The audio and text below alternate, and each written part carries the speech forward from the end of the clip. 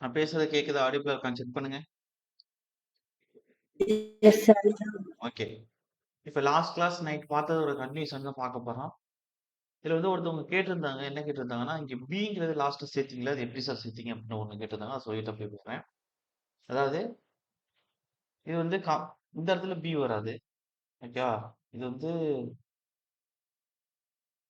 Correct, correct. B தான் வரும். ஆ ஓகே. அதாவது உங்களுக்கு ஸ்ட்ரெஸ் ஈக்குவல் என்ன வரும்? Load by area or force by area. இது கிளியர் தானே இருக்கா? சார் ஓகே தானே?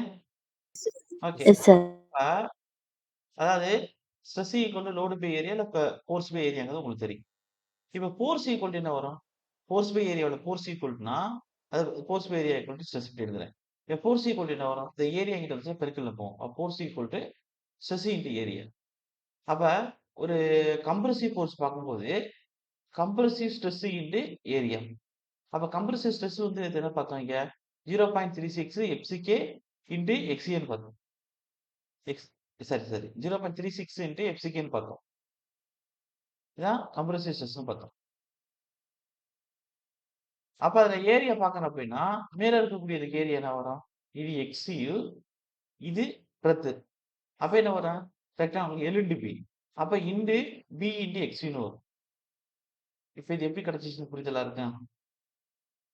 அப்ப சார். சிங்கிறது என்ன சார் அப்படின்னா கம்ப்ரசிவ் ஸ்ட்ரெஸ்.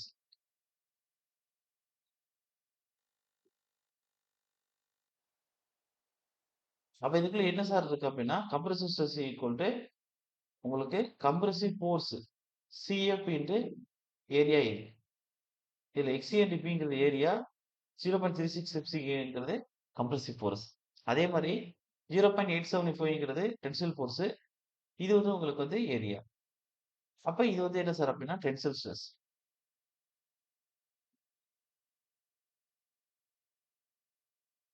கிளியர் தானே இருக்க? இப்ப புரியுதானே சார் என்ன? ஓகே. இப்ப கன்டினியூ போயிருவோம். இப்ப லாஸ்ட்டா குடுத்த படத்துலேருந்து இப்ப இன்னொரு விஷயம் கொண்டு வரப் போறோம். அதாவது என்னன்னா, நம்மளுடைய ஆ எங்க குடுத்திருப்பேன் படம்? மேல குடுத்தேனா? சிங்கிளி ரெயின்போர்ஸ்மென்ட் படம் குடுத்திருப்பேனே. வெயிட். இதா இருக்கு. இப்ப நம்ம இந்த ஸ்ட்ரெயினுக்கு வரைஞ்சிருக்கேன்ல, ஒரு லீனியர் டயகிராம் குடுத்திருக்கேனே. அந்த லீனியர் வேவ்ஸ் டயகிராம எடுத்துக்கிறேன். இந்த டயகிராம் எடுத்துக்கிறேங்க. அப்போ ஒரு கான்கிரீட்டோட அவுட்டர் மோஸ்ட் பீப்பிள் இருக்கக்கூடிய ஸ்ட்ரெயின் 0.0035. அதே சேம் டைம் ஒரு இங்க நம்மளுடைய ஸ்டீலோட அவுட்டர் மோஸ்ட் பீப்பிள் இருக்கக்கூடிய ஸ்ட்ரெயின் எப்படி இருக்குன்னா 0.002 பிளஸ் 0.87 எஃப்ஒய் வகுத்தல் இஎஸ்ன்னு. எது இந்த போர்ஷன் வந்து அப்ப ஒரு கான்கிரீட்டோட அவுட்டர் மோஸ்ட் பீப்பிள் இருக்கக்கூடிய ஸ்ட்ரெயின் 0.0035. அதே ஸ்டீலோட அவுட்டர் மோஸ்ட் பீப்பிள் இருக்கக்கூடிய strain 0.002 plus 0.87 FY divided by ES. அப்ப இங்க ஏது இதுவரை உள்ளது எக்ஸ்ஏ. அதே வந்து பேரலல் செக்ஷன் நம்ம இத எடுத்திருக்கிறதுனால எக்ஸ்ஏ, எக்ஸ்யூ 2ம் ஒண்ணு தான்.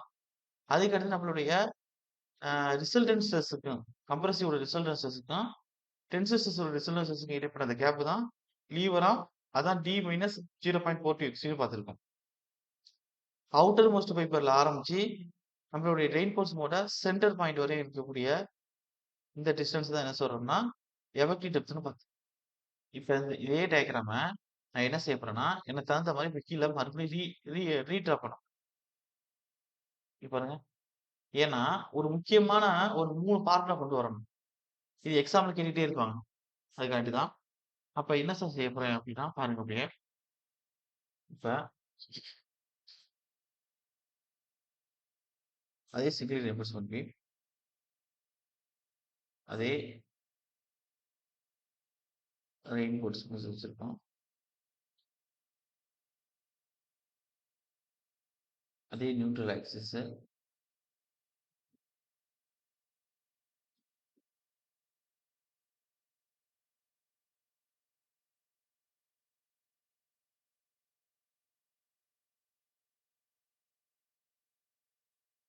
சென்டர் ரெயின்போர்ஸ்மென்ட் சென்டர் எடுத்துக்கலாம்.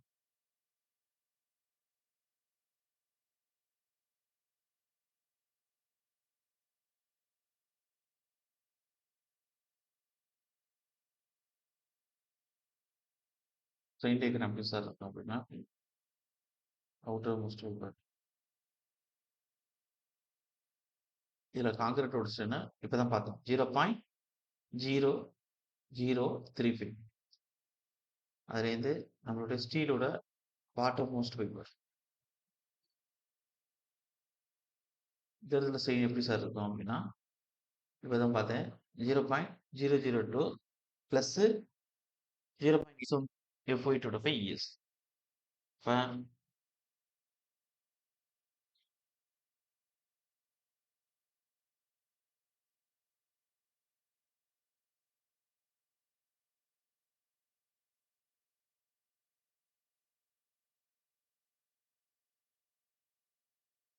டவுட் வரும். சார் மேல விடுறதுக்கு கான்கிரீட்டோட அவுட்டர் மோஸ்ட் ஃபைபர் 0.003 சொன்னீங்க. இது எப்படின்னா நம்ம கிராஃப் வரையும் போது ஒரு கான்கிரீட் சிஸ்டைன் கர்வ் வரையும் போது அப்படியே இப்படி கிடைக்கும். அதுல இங்கேருந்து நம்ம ஆப்செட் அடிப்போம். இது 0.2%. அதுக்கு இங்க ஃபைனல் வந்து 0.35%. இந்த 0.35% தான் 0.003 எடுத்திருக்கோம். அப்ப அதே மாதிரி கீழே வந்து கொடுத்துருக்கீங்களே இந்த 0.002 பிளஸ் 0.87 FY வகுத்தல் ES. அப்ப இது என்ன சார் அப்படின்னா, அது அந்த சிஸ்டம் கர்வு. ஸ்டீலுக்குள்ள எடுங்க. ஸ்டீலுக்கு எப்படி கொடுத்துருக்கோம்? இப்படி கொடுத்துருக்கோம். ஒரு ஸ்ட்ரெயிட்டா வந்து ஸ்ட்ரெயிட்டா கொடுத்துருப்பேன். உங்களுக்கு டிசைன் கர்வ் வரும்போது இங்க 0.87 FY அப்படின்னு கொடுத்துருப்பேன். இப்போ உங்களுக்கு இந்த இதுதான் வேணும். அப்ப உங்களுக்கு இங்க ஆப்செட் வந்து எவ்வளவு அடிச்சிருக்கோம்? 0.2% அடிச்சிருக்கோம். அப்ப இதுலேருந்து இதுவரையும் எனக்கு தெரியும். மீதி இருக்கக்கூடிய இந்த போர்ஷன் தான் நமக்கு வேணும். அப்ப இதுலேருந்து இதுவரையும் உள்ளது 0.2% பிளஸ் மீதி இருக்கக்கூடிய இதுக்கு இடைப்பட்ட இந்த ஸ்ட்ரெயின் தான் வேணும்.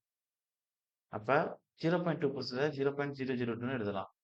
இப்ப இந்த ஸ்ட்ரெயின் எப்படி கண்டுபிடிக்க போறோம்னா, stress equal to E into strain. அப்ப strain equal to stress by epsilon.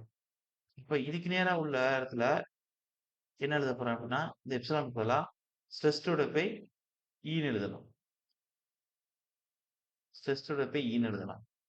அப்ப 0.002 இந்த ஸ்ட்ரெஸ்ங்கிறது இங்க என்ன இருக்கு ஸ்டீலுக்கு 0.87 FY வகுத்தல் ES. இப்ப புரியுதா? ஏன் அதை எழுதியிருக்கேன்னா எல்லாருக்கும் கிளியரா? டவுட்ல இல்ல? ஓகே தானே சார்? சார் ஸ்ட்ரெயினோட வேல்யூ காங்கிரீட்டுக்கு டாப் மோஸ்ட் பேப்பர்லையும் ஸ்ட்ரெயினோட வேல்யூ ஸ்டீலுக்கு பாட்டம் மோஸ்ட் பேப்பர்லையும் எழுதியிருக்கிறது எல்லாருக்கும் கிளியரா? புரியுதானே? அடுத்து போலாமா? Sir okay. இப்ப அடுத்து என்ன சார் செய்ய போறேன் அப்படின்னா, ஒரு முக்கியமான விஷயம் கண்டுபிடிக்கணும்னு சொன்னேன்னா, அதாவது லிமிட்டிங் நியூட்ரல் ஆக்சிஸ் கண்டுபிடிக்கணும். 3 கிரேடு கொடுத்த ஸ்டீல்ல FE 250, FE 405, FE 500 மாத்தி மாத்தி ரிப்பீட்டட் கொஸ்டினா கேட்டுட்டு இருக்கான். அப்ப அந்த லிமிட்டிங் நியூட்ரல் ஆக்சிஸ் கண்டுபிடிக்கிறதுக்கு நீங்க ஃபர்ஸ்ட் என்ன செய்யணும் அப்படின்னா, நல்லா கவனிங்க. இப்ப நான் உங்கள்ட்ட கேட்கிறேன். இதுல இருந்து இதுவரை இருக்கக்கூடிய இதை நம்ம என்ன சொல்லுவோம்? டாப் மோஸ்ட் பேப்பர்ல இருந்து இந்த ரிசல்டன்ஸ் சொல்லி உள்ளது என்ன சொல்லுவோம் நம்ம? அதுக்காச்சும் ஞாபகம் இருக்கா? அதாவது நான் கீழே போட்டிருக்க கூட ரீபோர்ட்ஸ் உள்ள சென்டர். இதுவரை உள்ளது என்ன சொல்லுவோம்? ஸ்மால் டின்னு சொல்லுவோம். அதாவது எஃபெக்டிவ் டெம்ப். ஓகே. நான் கேட்கறத பத்தி ஆன்சர் பண்ணலாம். அதுக்கடுத்து இதுவரை உள்ளது என்ன சொல்லுவோம் நம்ம? எக்ஸ்யூன்னு சொல்லுவோம். ஓகே தானே? ஓகே. இப்ப சார் நான் லிமிட்டிங் நியூட்ரல் ஆக்சிஸ் தான் கண்டுபிடிக்க போறேன். அதனால இந்த எக்ஸ்யூ என்ன செஞ்சுக்கிறேன்னா, எக்ஸ்யூ லிமிட்னு வச்சுக்கிறேன். XU comma limit. சஃபிக்ஸ்ல தான் ரெண்டுமே. எக்ஸ்யூ லிமிட்னு வச்சுக்கிறேன். இப்ப நீங்க பாருங்க. இப்ப உங்களுக்கு நான் கொடுக்குறேன் பாருங்க. இங்க எழுதுறேன். இப்ப சிமிலர் ட்ரையாங்கிள் மெத்தட். இந்த எக்ஸ்யூ லிமிட்டுக்கு எவ்வளவு வேல்யூ இருக்கு இங்க? அதான் சொல்லுங்க. எக்ஸ்யூ லிமிட்டுக்கு சிமிலர் ட்ரையாங்கிள் தானே சார் பார்ப்போம். இப்படி இப்படி இருக்குன்னா முக்கோணம். அது சிமிலர் ட்ரையாங்கிள் கூட என்ன பார்ப்போம்? அது வெர்டிகல் லிமிட்டுக்கு அதுக்கு ஹரிசாண்டல் எவ்வளவு இருக்காருன்னு பார்ப்போம். எக்ஸ்யூ லிமிட்டுக்கு இது எவ்வளவு இருக்கு? 0. அதாவது எக்ஸ்யூ லிமிட்டுக்கு இதோட வேல்யூ என்ன அப்படின்னா 0.003. சிமிலர் ட்ரையாங்கிள் தான். சீக்வல் டு இந்த டோட்டலா உள்ள டெப்த்துக்கு கீழ உள்ள வேல்யூ எவ்வளவு இருக்கு? சார் டோட்டலா எடுக்கும்போது மொத்தமா தான் எடுக்கணும் நீங்க. இப்ப நான் பாதி எடுக்கிறேன்னா, இந்த வரையும் எடுத்துக்கலாம். பிரச்சனை இல்ல எனக்கு. ஆனா நமக்கு வேல்யூ இங்கேருந்து இதுவரையும் இருக்கு. அப்படி எடுக்கும்போது என்ன செய்யணும்? இதையும் எடுக்கணும், அதோட சேர்த்து இதையும் எடுக்கணும். இப்ப உங்களுக்கு பிரச்சனையா சார்னா பிரச்சனை இல்ல. ஏன்னா, இத ப்ரொஜெக்ட் பண்ணுங்க. இத ப்ரொஜெக்ட் பண்ணீங்கன்னா, பாருங்க. இதுலேருந்து இதுவரையும் இருக்கக்கூடிய வேல்யூ தான் 0.002 பிளஸ் 0.87 போய் ESன்னு தெரியும் உங்களுக்கு. ES தான். மீதி இருக்கக்கூடிய இந்த வேல்யூ தான் நமக்கு தெரியணும். மீதி இருக்கக்கூடிய இந்த வேல்யூ ஈக்குவலா? ஒரு ரெக்டாங்கிள் மாரி தானே டாட்டா குடுத்துருக்கேன் உங்களுக்கு. ரெக்டாங்கிள் எங்கன்னு எடுத்தாலும் அதே 0.003 தானே இதுலேருந்து இதுவரையும் உள்ள டிஸ்டன்ஸ் தெரியும். கிளியர்? புரியுதா? அப்ப பிளஸ்ஸு 0.0035 போட்டா, இத டோட்டலா இங்க ஆரம்பிச்சு இதுவரை உள்ளது கிடைச்சிரும் ஸ்ட்ரெயின். எதுக்கு? இந்த டோட்டல் Dங்கிற டெப்த்துக்கு. Sir clear? அப்ப இந்த டோட்டல் Dங்கிற டெப்த்துக்கு கீழ என்ன பண்ண போறோம்? 0.002 பிளஸ்ஸு 0.87 FY வகுத்தல் ES பிளஸ்ஸு 0.0035 போடப் போறேன். இப்ப என்ன சுருக்கணும் சார் அப்படின்னா, இந்த 0.002 இந்த 0.0035 கூட்டிக்கலாம்.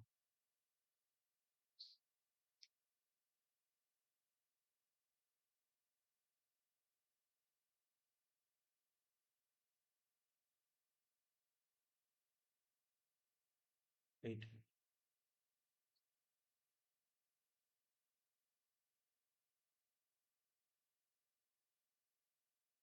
ஓகே. கீழ வச்சுக்கிட்டேன்.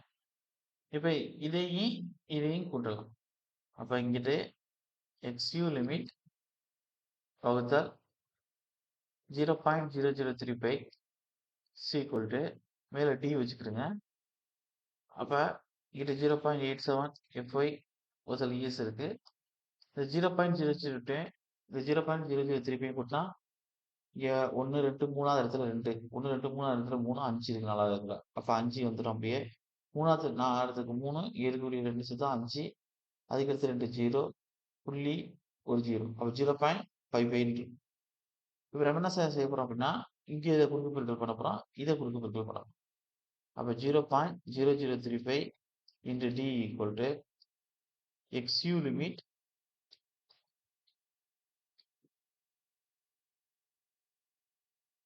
இல்லாட்டி XU லிமிட் தானே நமக்கு வேணும். நல்லா கவனிங்க. அப்ப XU லிமிட் தானே வேணும் நமக்கு. அப்ப XU லிமிட் வந்து இங்கிட்டு வச்சுக்குவோம் சார். அப்ப மத்ததெல்லாம் இங்கிட்டு கொண்டு வந்துருவோம். ஒரு ஸ்டெப்பே கம்மி பண்ணிறலாம் நம்ம இப்படி கொண்டு வந்தா. அதே ஆனது XU லிமிட் தானே. அப்ப அத வச்சுக்கிட்டு மேலேயே வச்சுக்கோங்க. 0.003 பேத்த இங்கிட்டு கொண்டு வாங்க. அப்ப XU limit equal to D into 0.0035 வகுத்தல் 0.87 FY வகுத்தல் ES பிளஸ் 0.0055 இப்போ உங்களுக்கு ஒண்ணு கேட்கிறேன். ஸ்டீலோட எலாஸ்டிசிட்டி வேல்யூ என்ன? இந்த கீழ இருக்குல்ல ES. நான் சொல்லியிருக்கேன் உங்களுக்கு ஆல்ரெடி. தெர்மல் கோஎஃபிஷியன்ட் நேத்து கூட சொன்னேனே. ஸ்டீலோட எலாஸ்டிசிட்டி வேல்யூ என்ன? 2 into 10 to power 5 Newton per mm square. Newton per M square. Okay very good. இப்ப இதோட வேல்யூ இந்த இடத்துல அப்ளை பண்ணுமா? அப்ப மேல D இன்டு 0.0035 இருக்கு. கீழ 0.87 85 FY வகுத்தல் 2 இன்டு 10⁵ பிளஸ் 0.0055 அப்ப இது குறுக்கு பெருக்கல் ஆயிட்டு வகுத்தல்ல கீழ வரும். இதுதான் உங்களுக்கு தெரியும். அது நார்மல் ஈக்குவேஷன் தான். அப்ப D இன்டு 0.0035 வகுத்தல் 0.85 FY பிளஸ் 0.0055 அந்த 2 இன்டு 10⁵னா 1 0 2 0 3 0 4 0 5 0 அப்ப 10⁵ கரெக்ட்டா வந்துருச்சு. அதே மாரி கீழ இருக்கும். அது கீழ உள்ளது மேல போச்சுன்னா இங்க வந்துரும். 1 2 3 4 5 10 அது 2 இன்டு 10⁵ அப்படி எழுதிட்டேன். 0.55 0.0055 எப்படி எழுதலாம்னா 5 இன்டு 55 இன்டு 10⁻⁻4ன்னு எழுதலாம். அப்ப இங்க 2 இன்டு 10⁵ன்னு எழுதலாம். அப்ப இந்த 10⁻⁻4ம் இந்த 10⁻+5ல 4 வரையும் போயிரும். மீதி 10 இருக்கு. அப்ப இங்க 55 இருக்கு. இங்க 2 இருக்கு. 110 இன்டு ஒரு 10 இருக்கு. அப்ப டி இன்டு அதே மாரி மேல 35 பெருக்கணும்னா 35 2 70. அது மேல என்ன இருக்கும்? ஆ 70 இன்டு ஒரு 10 இருக்கும். அதே மாரி அடிச்சீங்கன்னா, நீங்க அடிச்சு பாருங்க. அப்ப கீழ வந்து 0.87 FY FY பிளஸ் என்ன சொன்னேன்? 110 இன்டு ஒரு 10 1100ன்னு இருக்கும். அப்ப மேல 70 இன்டு 10 700. அப்ப 700 மேல இருக்கு. இன்டு டி இருக்கு. அதே கீழ என்ன இருக்கு? 0.87 இருக்கு. ஒரு FY இருக்கு. பிளஸ் 1100 இருக்கு. இதான் எனக்கு என்னது? இதான் எனக்கு என்னது? XU limit. இது எக்ஸாம்ல கேட்டது. ரோ டைமிங். இப்படி பெருசாவே கேட்டுட்டாங்க அவங்க. ஃபார்முலாவே வேல்யூ அப்ளை பண்ணாம, கிரேட் ஆஃப் ஸ்டீல் அப்ளை பண்ணாம ஸ்ட்ரெய்ட்டாவே கேட்டாங்க. இதுவரையும் எல்லாருக்கும் புரியுதா சார்? எல்லாருக்கும் புரியுதா? Yes sir. Yes okay. Sir. அப்ப மேல உள்ளதெல்லாம் நீங்க மறந்துருங்க. டெரைவ் பண்ணதெல்லாம் நீங்க மறந்துருங்க. புரியுதுங்கிறதுக்காக தான் டெரைவ் பண்ணேன். மத்த சப்ஜெக்ட்லாம் இப்ப டெரைவ் பண்ண மாட்டேன். ஆர்சிசி ரொம்ப இம்பார்ட்டன்ட் சப்ஜெக்ட்ங்கிறதுனால தான் இந்த டெரைவ் பண்ணேன். ஓகே. இப்ப நீங்க தெரிஞ்சுக்க வேண்டியது என்ன சார் அப்படின்னா, டிப்ளமோ லெவல்லாம் டைரக்ட்டா கேட்டு போயிருவாங்க. உள்ளுக்குள்ள அப்ளை பண்றதெல்லாம் கேட்கவே மாட்டாங்க. ஆனா முனிசிபாலிட்டி எக்ஸாமுக்கு தான் இப்படி கேட்கறாங்க. இப்ப விஷயம் என்ன சார் அப்படின்னா, 3 கிரேட் ஸ்டீல் நமக்கு இருக்கு அதிகம் யூஸ் பண்றது. ஒண்ணு FE 250, இன்னொன்னு FE 415, இன்னொன்னு FE 500. அவங்க கேட்கிற கொஸ்டினே இதான். இப்ப FE 250 ஓட யீல்டு ஸ்ட்ரெஸ் என்ன சார்? இப்ப சொல்றீங்கல்ல, ஒரு M20 கிரேடோட FCKங்கிறது ஒரு 28 நாள்ல 280 Newton per sorry 20 newton per square அப்படின்னு சொல்றீங்க. அது யீல்டு ஸ்ட்ரெஸ்ங்கிறது என்ன FE 250க்கு? அது யீல்டிங் ஆகும்போது எவ்வளவு இருக்கும்? 280 Newton per mm square.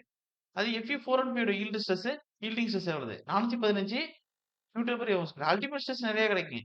Yield stress அதுல தானே ஆகும். FOIக்கு 500 நியூட்டன் பெர் mm ஸ்கொயர். இது எல்லாருக்கும் புரியுதா?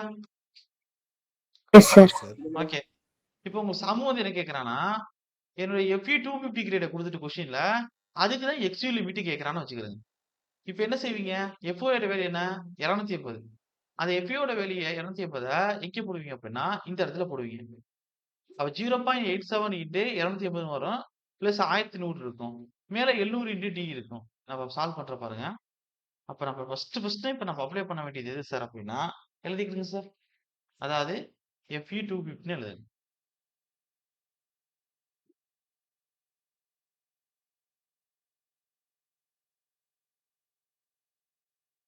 இப்ப யீல்டு ஸ்ட்ரெஸ் வந்து 280 நியூட்டன் பெர் mm ஸ்கொயர். அப்ப ஃபார்முலா என்ன சார் அப்படின்னா, XU லிமிட் தான் கண்டுபிடிக்கணும். நான் ஃபைனலா கீழ டேபிள்ஸ் குடுக்குறேன். அத எழுதிக்கிறலாம். ஆனா இது எப்படி வந்துச்சுன்னு சொல்லிர்றேன். மேல 700 இன்டு டி வகுத்தால் கீழ 0.87 FY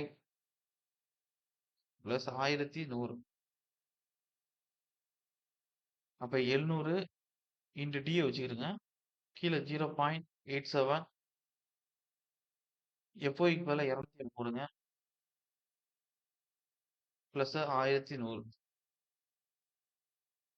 அப்ப உங்களுக்கே தெரியும். 700 இன்டு டி அப்படியே வச்சுக்கிருங்க. கீழ வந்து 280ல 87%ங்கிறது 0.87 இருக்கும்போது உங்களுக்கு எவ்வளவு வரும்னா 217.5 வரும். பிளஸ் 1100. இப்ப 2யும் இத கூட்டுனோம்னா நமக்கு எவ்வளவு வரும் அப்படின்னா 700 டி வகுத்தால் 1317.5ன்னு வரும். இப்ப 700 1317 வகுங்க. இப்ப உங்களுக்கு தெரியும் 700 வகுத்தல் ஒருவேளை 1400 போடுறோம் கீழ அப்படின்னா இந்த 2 0 இந்த 2 0 அடி போடுறோம். 1 7 7 7 7 14. சார் என்ன சார் புரியுதா உங்களுக்கு? கிளியர் தானே? ஓகே. சார். அப்ப இது 0.5ன்னு வரும்.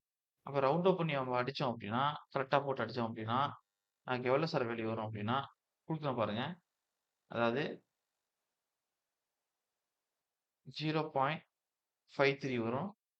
இன்டு சார் 700 வகுத்தல் கீழ 1317 நான் 1400ன்னு ரவுண்ட் அப் பண்ணேன்னா, அத கூட்டியிருக்கேன். 400 ரவுண்ட் அப் பண்ணேன்னா, எனக்கு வர்ற வேல்யூ 1/2 அதாவது 0.5ன்னு கிடைக்குது. ஆனா எனக்கு 1400ன்னு இல்ல. வேல்யூ 1317 இருக்கு. கிட்டத்தட்ட ஒரு 83 குறைஞ்சிருக்கு எனக்கு. அப்படிங்கும்போது கண்டிப்பா 0.5 விட கூட தான் இருக்க போகுது இந்த வேல்யூ. அது உங்களுக்கு புரியுது தானே? மேத்தமேட்டிக்ஸ் தான். ஓகே தானே? அப்ப எவ்வளோ இருக்குன்னா எஸ் சார். 0.53 அளவுக்கு இருக்கும். 0.53 இன்டு மேல என்ன இருக்கு? டி இருக்கு. இதுதான் எக்ஸ்ட்ரீம் லிமிட். என்ன கிரேடுக்கு பார்த்திருக்கோம்? என்ன கிரேடு கண்டுபிடிச்சிருக்கோம் அது? அட் 250. எஃப்இ 250. இதே மாரி நீங்க இந்த எஃப்ஓஇ இருக்க இடத்துல இப்ப எஃப்இ 415 கேட்டிருக்கான்னா, இங்கன்னா 415 போடணும். இல்ல சார், எனக்கு வந்து எஃப்இ 500 கேட்டிருக்கான் சார்னா, இந்த இடத்துல 500 போடணும். 500 போட்டீங்கன்னா, இதே மாரி உங்களுக்கு கிடைச்சுட்டே இருக்கும் ஆன்சர். அப்ப இனிமே உள்ளதெல்லாம் அப்படியே வரிசையா எழுதிறேன் பாருங்க. அப்ப இதே எக்ஸ்யூ லிமிட் ஈக்குவல் டு ஒரு எஃப்இ 415க்கு என்ன சார் வரும் அப்படின்னா 0.48 இன்டு எஃபெக்டிவ் டெப்த். அதே எக்ஸ்யூ லிமிட் ஒரு எஃப்இ 500க்கு போடுறேன் அப்படின்னா 0.46 இன்டு எஃபெக்டிவ் டெப்த். அப்ப இதெல்லாம் கொஞ்சம் கொஞ்சம் கிளியரா இருக்குன்னா, இப்ப நான் குடுத்துட்டேன். மேல வந்து நான் உங்களுக்கு ஒண்ணு குடுத்துருப்பேன் ஃபார்முலா. அது என்ன சார் அப்படின்னா, எக்ஸ்சி ஈக்குவல் டு அதாவது உங்களுக்கு நியூட்ரல் ஆக்சிஸோட டெப்த் கண்டுபிடிக்கிறதுக்கு. இம்பார்ட்டன்ட் சொன்னேனே 0.87 எஃப்ஒய் ஏஎஸ்டி வகுத்தல் 0.36 எஃப்சிகே இன்டு பின்னு குடுத்தேன். நான் வச்சிருப்பேன்னு நினைக்கிறேன்.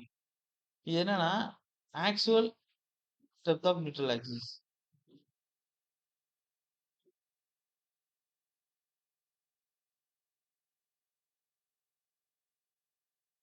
Actual neutral axis depth.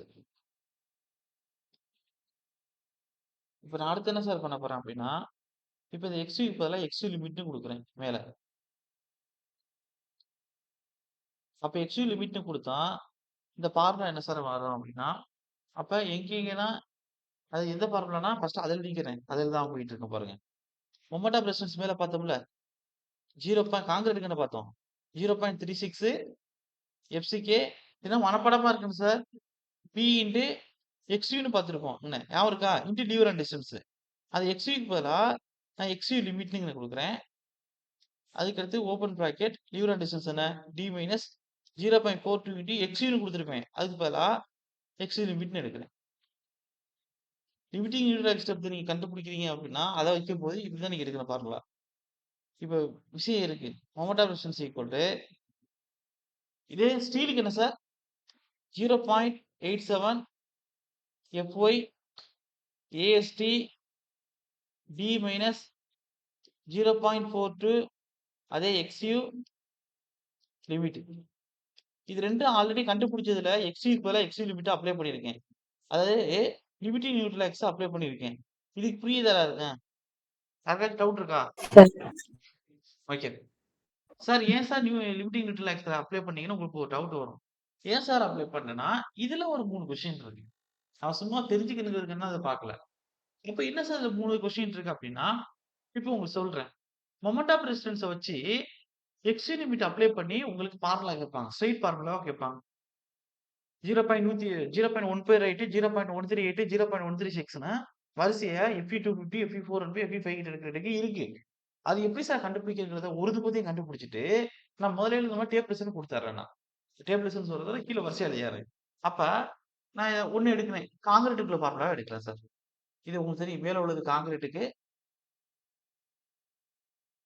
அதே நேரம் கீழ இருக்கக்கூடிய இந்த ஃபார்முலா வந்து ஸ்டீலுக்கு உள்ளது. 2மே மோட்டார் ரெசிஸ்டன்ஸ்க்கு உள்ள ஃபார்முலா.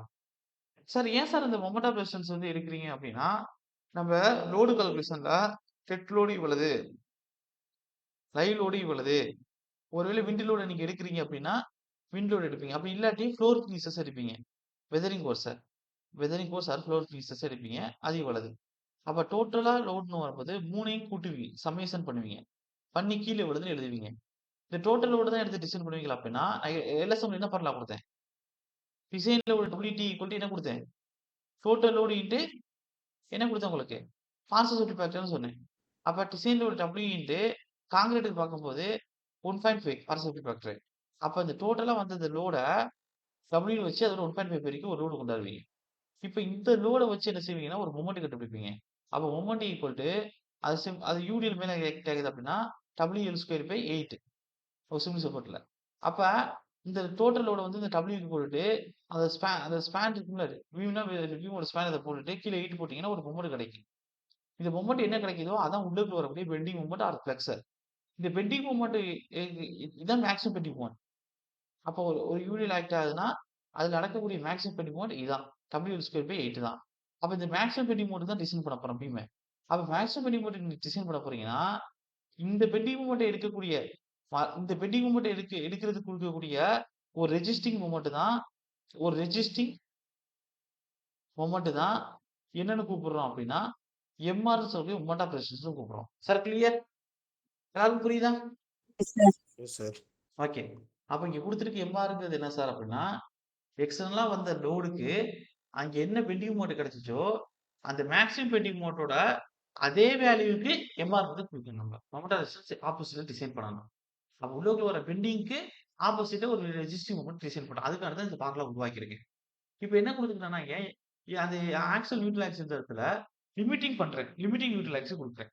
இப்ப லிமிட்டிங் ஆக்சிஸ் குடுக்கும்போது, என்னுடைய கான்கிரீட்ல எப்படி சார் ஃபார்முலா மாறும் அப்படின்னா, இந்த ஃபார்முலா கீழ இங்க பாருங்க. இப்ப moment of resistance limiting value குடுக்கும்போது, என்ன ஃபார்முலா இருக்கு? 0.36 FCK B into XU limit. அதுக்கடுத்து open bracket D minus 0.42 into XU limit. இப்போ ஒவ்வொரு கிரேடுக்கும் குடுத்து தான் அவங்க கேட்க போறாங்க கொஸ்டின் உங்களுக்கு. இப்ப ஃபர்ஸ்ட் கிரேட் வந்து அதே கேஸ் 1 என்ன குடுக்குறாங்க அவங்க அப்படின்னா, ஒரு FE 250க்கு குடுத்துருக்காங்க அப்படின்னு வச்சுக்கோங்க. அப்போ ஒரு FE 250 குடுக்குறாங்க அப்படின்னா, உங்களுக்கு தெரியும். XU லிமிட் என்ன சார்? இப்ப மனப்பாடம் பண்ணி வச்சுக்கலாம். அதான் டைப் பண்ணி குடுத்துட்டேனே எப்படி இருந்துச்சுன்னு. என்ன? 0.53 0.53 இன்டு D. D. இப்ப இந்த வேல்யூ என்ன சார் செய்ய போறீங்க அப்படின்னா, எனக்கு லிமிட்டிங் மொமெண்ட் ஆஃப் ரெசிஸ்டன்ஸ் கண்டுபிடிக்கணும். அப்ப இந்த இடத்துல இருக்கக்கூடிய XU லிமிட்டுக்கு 0.53 அப்ளை பண்ணணும்னா, இங்க இருக்கக்கூடிய XU லிமிட்டுக்கு 0.53 வந்து அப்ளை பண்ணணும். அப்ப அப்ளை பண்ணா என்ன சார் கிடைக்கும் அப்படின்னா, அப்ப 0.36 into FCK into B 0.53 into D நீங்க இருக்கும். Open bracket D minus 0.42 0.53 into Dங்கிறத இங்க அப்ளை பண்ணிருக்கேன். இப்ப இப்ப உங்களுக்கு நான் சொல்றேன் பாருங்க. இங்க இருக்கக்கூடிய நியூமெரிக்கல் நம்பர் என்ன? வெளியில 0.36 இங்க 0.53. அப்ப இது 2யும் பெருக்குனா என்ன சார் வரும் அப்படின்னா, 0.18ங்கிறது வரும் 2யும் பெருக்குனா. அப்ப 2யும் பெருக்குனா, இங்கேயே போட்டு பாருங்க. 36 இன்டு 53. 6 18 கட்டு மீதி 1. 3 9 10. 5000 30 3. 5 15 3 18. அப்ப 8 0 9 1. அப்போ இதுல 2 ஸ்தானம், இதுல 2 ஸ்தானம். மொத்தம் 4 ஸ்தானம். 1 2 3 4. அப்ப 0.1808ன்னு வருது. நான் 2 டிஜிட் எடுக்கிறேன். சார் கிளியரா? அப்ப Sir. 0.19 FCK into B into D இருக்கு. இப்ப உள்ளுக்குள்ள D மைனஸ் இங்கேயும் உள்ள நியூமெரிக்கல் நம்பரை நான் பெருக்க போறேன். இங்க 0.42 இருக்கு. இங்க 0.53. நான் இப்ப சொன்ன மாதிரி பெருக்குனீங்கன்னா எவ்வளவு வரும் அப்படின்னா 0.22ன்னு வரும் உங்களுக்கு. அப்ப இன்டு D ன்று. அப்ப இது 2லயும் காமனா என்ன சார் இருக்கு? உள்ளுக்குள்ள 0.19 FCK into B into D. உள்ளுக்குள்ள காமனா என்ன இருக்கு? இதுலயும் ஒரு D இருக்கு. இதுலயும் ஒரு D இருக்கு. அது வெளில எடுக்கலாமா? அப்ப வெளில ஒரு D. அப்ப உள்ளுக்குள்ள என்ன இருக்கும்? 1 மைனஸ் 0.22ன்னு இருக்கும். இங்க எத்தனை D இருக்கு? இதா ஒரு D இருக்கு. இதா ஒரு D இருக்கு. அப்ப D into D D square. அப்ப இது எப்படி சார் மாறும் அப்படின்னா 0.19 FCK ஒரு B இருக்கு. D into D D square. உள்ளுக்குள்ள உள்ள 1லேருந்து 0.22 கழிச்சா என்ன வரும்? 1லேருந்து 0.22 கழிச்சா என்ன வரும்? 0.78ன்னு வருமா? 7. அப்ப 0.78. அப்ப இங்க ஒரு நியூமெரிக்கல் நம்பர் இருக்கு. இங்க ஒரு நியூமெரிக்கல் நம்பர் இருக்கு. அப்ப 0.19 0.78ஓட பெருக்கணும். அப்ப எவ்வளவு சார் வரும் அப்படின்னா, இப்ப 78 இன்டு 19ன்னு போடுங்க. அப்போ 8 9 எவ்வளவு வரும் உங்களுக்கு? 72 வருமா? மீதி 7. 37 எவ்வளவு வரும் உங்களுக்கு? இல்ல சார். ஆ உங்களுக்கு என்ன 1 9 20 18 3 27 4 36 5 45 6 54 7 எழுதணும் உங்களுக்கு. 63 37 63 தானே சார்? Yes, sir. இங்க ஒரு 7 இருக்கு. அப்ப என்ன வரும்? 63 7 70 ஆயிருமா? ஓகே. ஆகுது. 1 பெருக்குனா 8 7 2 8 7 7 14 இதுல 2 ஸ்தானம், இதுல 2 ஸ்தானம். மொத்தம் 4 1 2 3 4 அப்ப 0.1482 இருக்கும். சார் கிளியரா? Yes, sir. அப்ப இதுல வந்து 3 டிஜிட் எடுக்கிறேன். 0.148 எடுக்கிறேன். அப்ப என்ன இருக்கு நமக்கு? அடுத்த பேஜ்ல எழுதுறேன். அப்ப என்ன இருக்கு நமக்கு? 3 டிஜிட் தான் எடுக்கிறேன். 0.148 பக்கத்துல என்ன இருந்துச்சு? எஃப்சிகே இருந்துச்சு. இன்டு பி டி ஸ்கொயர் இருந்துச்சு. இது எதுக்கு? Moment of resistance Fe 250 apply பண்ணும்போது. யாருக்காச்சும் டவுட் இருக்கா? யாருக்காச்சும் டவுட் இருக்கா? No, sir. அவ்வளவுதான். வந்துருச்சு பாருங்க உங்களுக்கு formula. 0.148 FCK B D square. இப்ப இதே மாதிரி நீங்க என்ன செய்யணும்? மொமெண்ட் ஆஃப் ரெசிஸ்டன்ஸ் என்ன கிரேடுக்கு இருக்குன்னா எஃப்இ 250 கண்டுபிடிச்சாச்சு. கிரேடு வந்து எஃப்இ 415 கண்டுபிடிக்கணும். அப்ப அப்படி கண்டுபிடிச்சீங்கன்னா எவ்வளவு சார் வரும் அப்படின்னா 0.138 எஃப்சிகே இன்டு பிடி ஸ்கொயர்னு கிடைக்கும். அதே மாதிரி மொமெண்ட் ஆஃப் ரெசிஸ்டன்ஸ் அடுத்து என்ன சார் கண்டுபிடிக்கணும் அப்படின்னா உங்களுடைய எஃப்இ 500க்கு கண்டுபிடிக்கணும். அப்படி கண்டுபிடிச்சீங்கன்னா 0.136 எஃப்சிகே இன்டு பிடி ஸ்கொயர்னு கிடைக்கும். அப்ப நீங்க இதை பார்த்தீங்கன்னா உங்களுக்கே motor resistance formula grade number 250 415 500க்கு வரிசையா கிடைச்சிருச்சு. அப்ப எக்ஸாம்பிள் என்ன சார் கேட்பாங்க அப்படின்னா எப்படி லிமிட்டிங் நியூட்ரல் ஆக்சிஸ்க்கு எஃப்இ 250க்கு 0.53 இன்டு டி எஃப்இ 415க்கு 0.48 இன்டு டி எஃப்இ 500க்கு 0.46 இன்டு டி அப்படின்னு கொடுத்தனோம். அதே மாதிரி லிமிட்டிங் மொமெண்ட் ஆஃப் ரெசிஸ்டன்ஸ்ங்கிறது ஒரு எஃப்இ 250க்கு 0.148 எஃப்சிகே பிடி ஸ்கொயர் அதே எஃப்இ 415க்கு 138 எஃப்சிகே பிடி ஸ்கொயர் அதே வந்து எஃப்இ 500க்கு 0.136 எஃப்சிகே பிடி ஸ்கொயர் கிடைக்கும். அப்ப இதுதான் எக்ஸாம்ல கேட்பாங்க. ஆல்ரெடி நிறைய டைம் கேட்டுட்டாங்க. லிமிட்டிங் நியூட்ரல் ஆக்சிஸ் கேட்டாங்க, லிமிட்டிங் மோட் ஆஃப் ரெசிஸ்டன்ஸ் கேட்டுட்டாங்க. அப்ப இது ரெண்டுக்கு சேர்த்த மாதிரி எக்ஸாம் பாயிண்ட் ஒரு டேபிள் கொடுக்க போறேன்.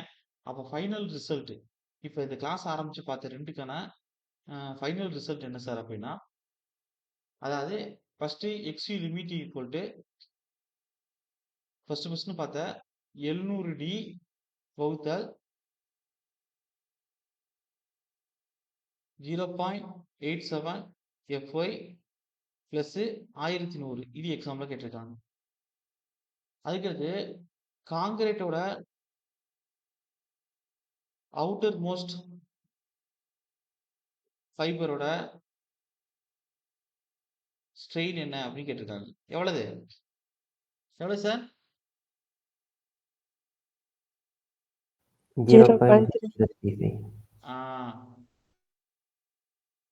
காங்கிரீட்டு 0.0035 இது எக்ஸாம்ல கேட்டிருக்காங்க.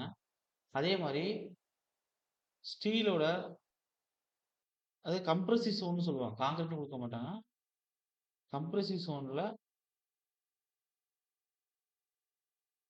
அவுட்டர் மோஸ்ட் ஃபைபரோட இதுக்கு பதிலா இதையும் கொடுக்கலாம். ஃபைபரோட ஸ்ட்ரெயின். அது மாதிரி ஸ்டீல் ஆர் டென்சைல் சோனோட டாப் மோஸ்ட் ஃபைபர் இல்ல அவுட்டர் மோஸ்ட் ஃபைபர் ஸ்ட்ரெயின் கேட்கலாம். இதுக்கு என்ன ஃபார்முலா? 0.002 plus 0.87 வகுத்தல் இஎஸ் இல்ல இஎஸ் பதிலா 2 × 10⁻³ கொடுத்துருக்காங்க. சார் கிளியரா? இது கேட்டாச்சு. Okay okay. அதுக்கு அடுத்து என்ன சார் கேட்பாங்கன்னா ஸ்ட்ரெயின் டயக்ராம் எப்படி இருக்குன்னு கேட்பாங்க. சேப்பு எப்படி சார் இருந்துச்சு? இன்க்ளைன்டு ஸ்ட்ரெயிட் லைன் சொல்லுவீங்க. அதுக்கு இன்னொரு வார்த்தை சொல்லி கொடுத்துருக்கேன். எங்க நம்மளோட எஸ்எஃப்டி பேமெண்ட்ல அதான் எக்ஸாம்ல கேட்டிருக்காங்க ஒரு டைம். Linear variation. கிளியர்? இன்னைக்கு தானே லீனியரா வேரியேஷன். ஓகே இது எக்ஸாம்ல கேட்டாச்சு. அதுக்கு அடுத்து என்ன சார் எக்ஸாம்ல கேட்டிருக்காங்க? இப்ப நான் இன்னைக்கு மார்னிங் நடத்தின கிளாஸ் மொத்தமே சொல்லிட்டு இருக்கேன் இவ்வளவு. அப்படின்னா அப்ப இதை நான் ஊனா எழுதிட்டு இருக்கிறது வேஸ்ட். அதை டேபிளாவே கொடுத்துட்டேன்னா உங்களுக்கு இதுல உள்ள எல்லாமே எக்ஸாம்ல most of the time last ஒரு 10 ஏ கேட்டிருக்காங்க அதுவரையும். டிஎன்பிஎஸ்சி எக்ஸாம் வச்சதுலேருந்து ஆரம்பிச்சு. அது எல்லாத்துலயும் கொஸ்டின் கேட்டிருக்கோம். மத்த போர்டு எக்ஸாம் சேர்க்கல. டிஎன்பிஎஸ்சி மூலமா நடத்த ஏஐ வந்து சொல்றேன். மத்த போர்டுலாம் சேர்த்தா ஒரு 15 20 எல்லாத்துலயுமே இந்த கொஸ்டின் கேட்காம போனதில்ல. அந்த டேபிள்ஸ் இருந்து ஒரு கொஸ்டின் வராம போனதே இல்ல. அப்ப சீரியல் நம்பர்ன்னு போட்டுக்கிறேங்க. கிரேட் ஆஃப் ஸ்டீல்னு போட்டுக்கோங்க.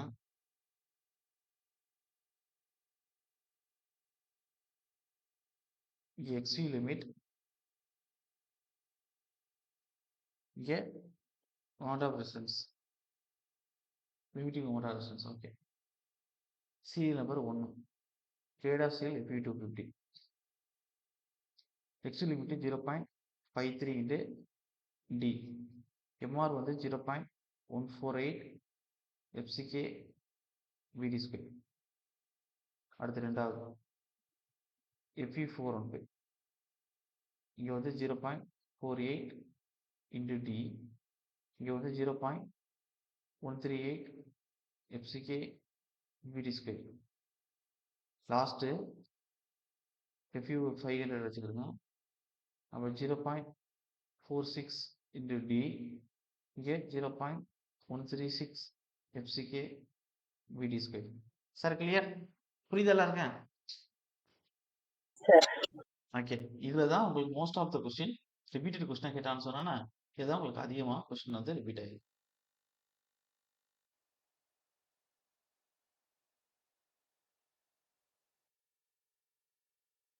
நான் மேல கொடுத்தது அப்படி ரெப்ரசன்ட் கொடுத்துட்டேன்.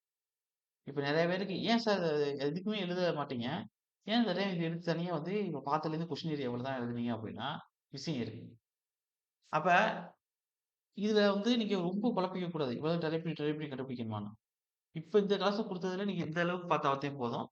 உங்களுக்கு இதுதான் உங்களுக்கு கொஸ்டின் ஏரியா. இதுல வந்து ரிப்பீட்டடா கேட்ட கொஸ்டின்ஸ் ஏரியா.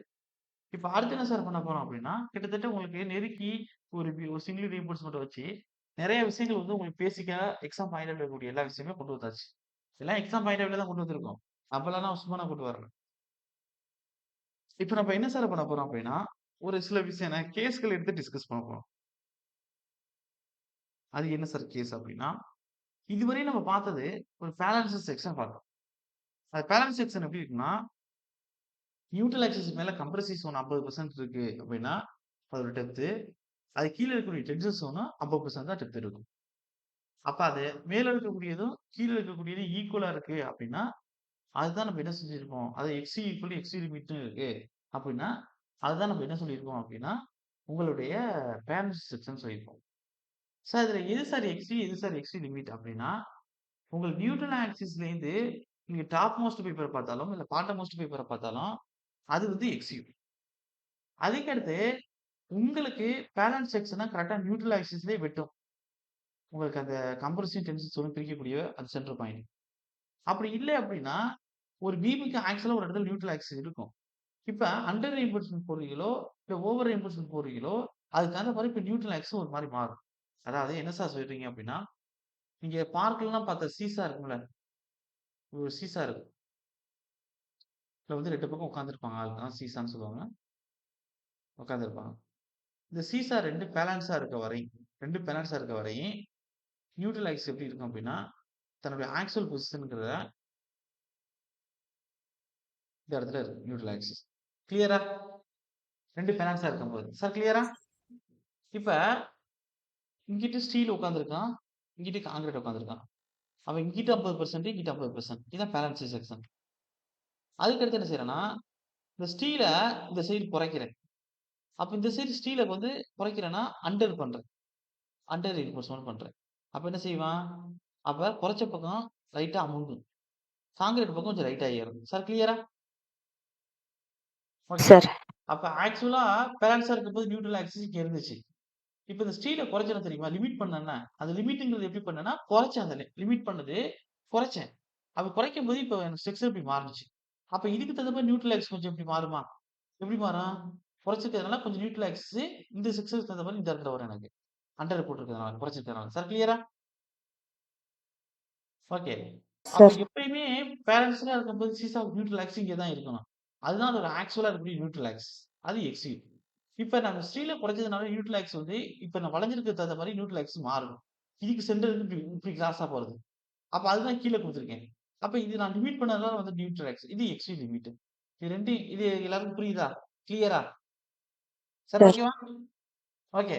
அப்ப பேலன்ஸ் செக்ஷனுக்கு அதிலேயே வந்து உங்களுக்கு நியூட்ரல் ஆக்சிஸ் இருக்கும். அப்ப எக்ஸ்ட்ரீம் லிமிட் 1ன்னு நீங்க போட்டீங்க. ஆனா அண்டர் ரியின்போர்ஸ்மென்ட்க்கு நியூட்ரல் ஆக்சிஸ் குறைச்சதுனால கீழ இறங்கிருச்சு எனக்கு. அப்ப எக்ஸ்யூ விட எக்ஸ் லிமிட் எப்படி இருக்கு இதுல? யாராச்சும் பார்த்து சொல்லுங்க. எக்ஸ் லிமிட் எப்படி இருக்கு படத்துல? சார் எக்ஸ்யூ இதுலேருந்து இதுவரை தான். எக்ஸ் லிமிட் இதுலேருந்து இதுவரை. எது அதிகம்? எக்ஸ்யூ அதிகமா? எக்ஸ் லிமிட் அதிகமா? எக்ஸ்யூ லிமிட் தானே அதிகம். டிஸ்டன்ஸு. எஸ். இதுதான் உங்களுக்கு டிஸ்டன்ஸ். இங்கேருந்து வர இவ்வளவு டிஸ்டன்ஸ் அதிகமா? இதுலேருந்து இதுவரை வர டிஸ்டன்ஸ் அதிகமா? எக்ஸ் லிமிட் அதிகம். அப்ப எக்ஸ்யூ விட எக்ஸ் லிமிட் அதிகமானா, அப்ப என்ன செஞ்சிருக்கோம்? ஸ்டீல் வந்து அண்டர் பண்ணியிருக்கோம். அத குறைச்சு போட்டுருக்கோம். அப்ப அண்டர் ரெயின்போர்ஸ்மென்ட்னா குறைச்சு போட்டுருக்கோம். அப்ப இது வந்து என்ன சொல்லுவாங்க சார் அப்படின்னா, அண்டர் ரெயின்போர்ஸ்மென்ட் செக்ஷன் சொல்லுவாங்க. இங்க பேலன்ஸ்டா இருக்கிறத விட கீழ அண்டரா போடுறது, குறைச்சு போடுறது. அப்ப அண்டர் ரெயின்போர்ஸ்மென்ட் செக்ஷன் இத சொல்லுவாங்க. ஒரு வேலை சார். நான் இந்த இடத்துல ஸ்டீல 50, 50% இருந்த இடத்துல ஸ்டீல வந்து குறைச்சு போட்டேன். இப்ப இந்த இடத்துல ஸ்டீல ஒரு வேள கூட்டி போடுறேன். 50% இருந்து 70% ஆயிட்டேன். அப்ப கான்கிரீட் இங்க 30% ஆயிரும். அப்ப இங்க ஓவர் ரெயின்போர்ஸ்மென்ட்டா போட்டேன். அப்ப என்ன ஆயிரும்? இப்படி இங்கிட்டு வளைஞ்சது, இப்ப ஸ்டீல் வந்து அதிகம் போட்டிருக்கிறதுனால, ஸ்டீல் பக்கம் மேல ஏறிரும். கான்கிரீட் மேல கீழ இறங்கிரும். சார் கிளியரா? அப்ப ஒரு பேலன்ஸ் எஸ். செக்ஷன் ஆக்சுவலா இருந்த இந்த நியூட்ரல் ஆக்சிஸ் ஸ்டீல் கூட போட்டிருக்கிறதுனால எனக்கு என்ன ஆயிரும்? மேல ஏறிரும். எந்த அளவுக்கு ஏறிரும்? இந்த அளவுக்கு எனக்கு ஏறிரும். அப்ப எனக்கு ஒரிஜினலா இருக்கிற நியூட்ரல் ஆக்சிஸ் எக்ஸ்ட்ரீம்ங்கிறது இதுலேருந்து இதுவரை. ஆனா எனக்கு இருக்கக்கூடிய இங்க நியூட்ரல் ஆக்சிஸ் லிமிட் பண்ணதுனால வந்து இது. லிமிட்ங்கிறது கூட போட்டிருக்கேன். இது எக்ஸ்ட்ரீம் லிமிட். அப்ப இங்க எது அதிகமா இருக்கு? எக்ஸ்ட்ரீம் அதிகமா இருக்கா? எக்ஸ் லிமிட் அதிகமா இருக்கா? எக்ஸ்ட்ரீம் இங்கேருந்து இதுவரை உள்ள வேல்யூ. எக்ஸ் லிமிட் இங்கேருந்து இதுவரை உள்ள வேல்யூ தான். அப்ப என்னுடைய எக்ஸ்ட்ரீம் தான் எக்ஸ் லிமிட்டோட அதிகமா இருக்கு. Sir clear? புரியுதா? எஸ் அப்ப சார். இங்க என்ன எதனால வந்திருக்கு? ரெயின்போர்ஸ்மென்ட் ஓவரா போட்டிருக்கிறதுனால. அப்ப இந்த செக்ஷன் என்ன சார் அப்படின்னா, ஓவர் ரெயின்போர்ஸ்மென்ட் செக்ஷன் சொல்லுவாங்க. எல்லாருக்கும் நம்ம சொன்ன கான்செப்ட் கிளியரா இருக்கா? 3மே. ஓகேவா? Yes sir. இதுதான் ஒரு சிவில் இன்ஜினியரோட ஒரு ரியல் லைஃப்ல போயிட்டு ஒரு மெம்பர டிசைன் பண்ண போறோம்னு போய் உட்கார்றாரு அப்படின்னா, அவர் தெரிஞ்சுக்க வேண்டிய ஒரு தாரக மந்திரம் மாரி. பேலன்ஸ் செக்ஷன்னா என்ன? அண்டர் ரெயின்போர்ஸ்மென்ட் செக்ஷன்னா என்ன? ஓவர் ரெயின்போர்ஸ்மென்ட் செக்ஷன்னா என்னன்னு. சார் கான்செப்ட் புரிஞ்சுச்சா சார் அப்படின்னா, இப்ப நான் சொன்ன விஷயத்த அப்படியே மைண்டுக்குள்ள ஓட்டு நீங்க அப்படியே ரீகால் பண்ணுங்க. ஒரு 4 மினிட்ஸ்ல அப்படியே ரிட்டர்ன் நான் வந்துடுறேன் அப்படியே. அப்படியே இருங்க. ஓகே. ஆடியோபிளா இருக்கா? கேக்குதா? செக் பண்ணிக்கிறேங்க. ஓகே. இப்ப லாஸ்ட்டா என்ன சொல்லிட்டு இருந்தேன்? Sir. Balancing section, under reinforcement, over reinforcement சொன்னேன். இப்ப நான் எழுதுறதுக்கு முன்னாடி கான்செப்ட் முடிஞ்சுச்சா சார் அப்படின்னா, நான் உங்களுக்கு இன்னொன்னு கேட்கிறேன். ஒரு பேலன்ஸ் செக்ஷன்னா எப்படி குடுத்திருக்கோம்? 50% கான்கிரீட், 50% ஸ்டீல்.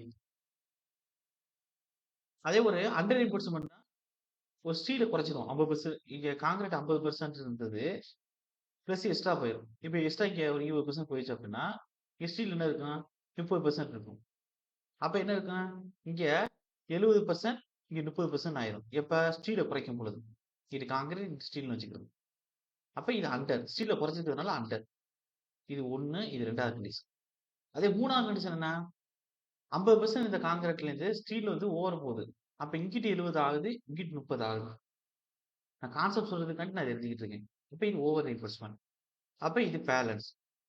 இதான் இப்ப நான் சொன்னேன். இது புரியுதுதானே எல்லாருக்கும்? ஓகே. இப்ப சார். உள்ள இருக்கிற லோடு வருது. அந்த லோடு ஒரு மொமெண்ட்ட கிரியேட் பண்ணுது.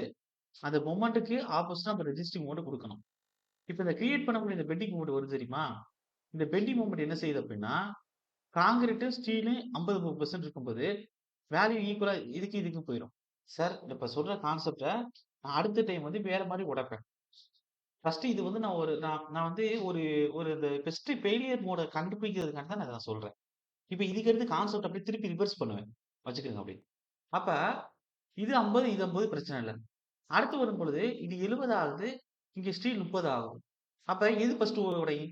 ஐ மீன் எது ஃபர்ஸ்ட் ஃபெயிலியர் ஆகும்? 70 இருக்கிறது உடையுமா? 30 இருக்கிறது உடையுமா? ஃபர்ஸ்ட் எது ஃபெயிலியர் ஆகும்?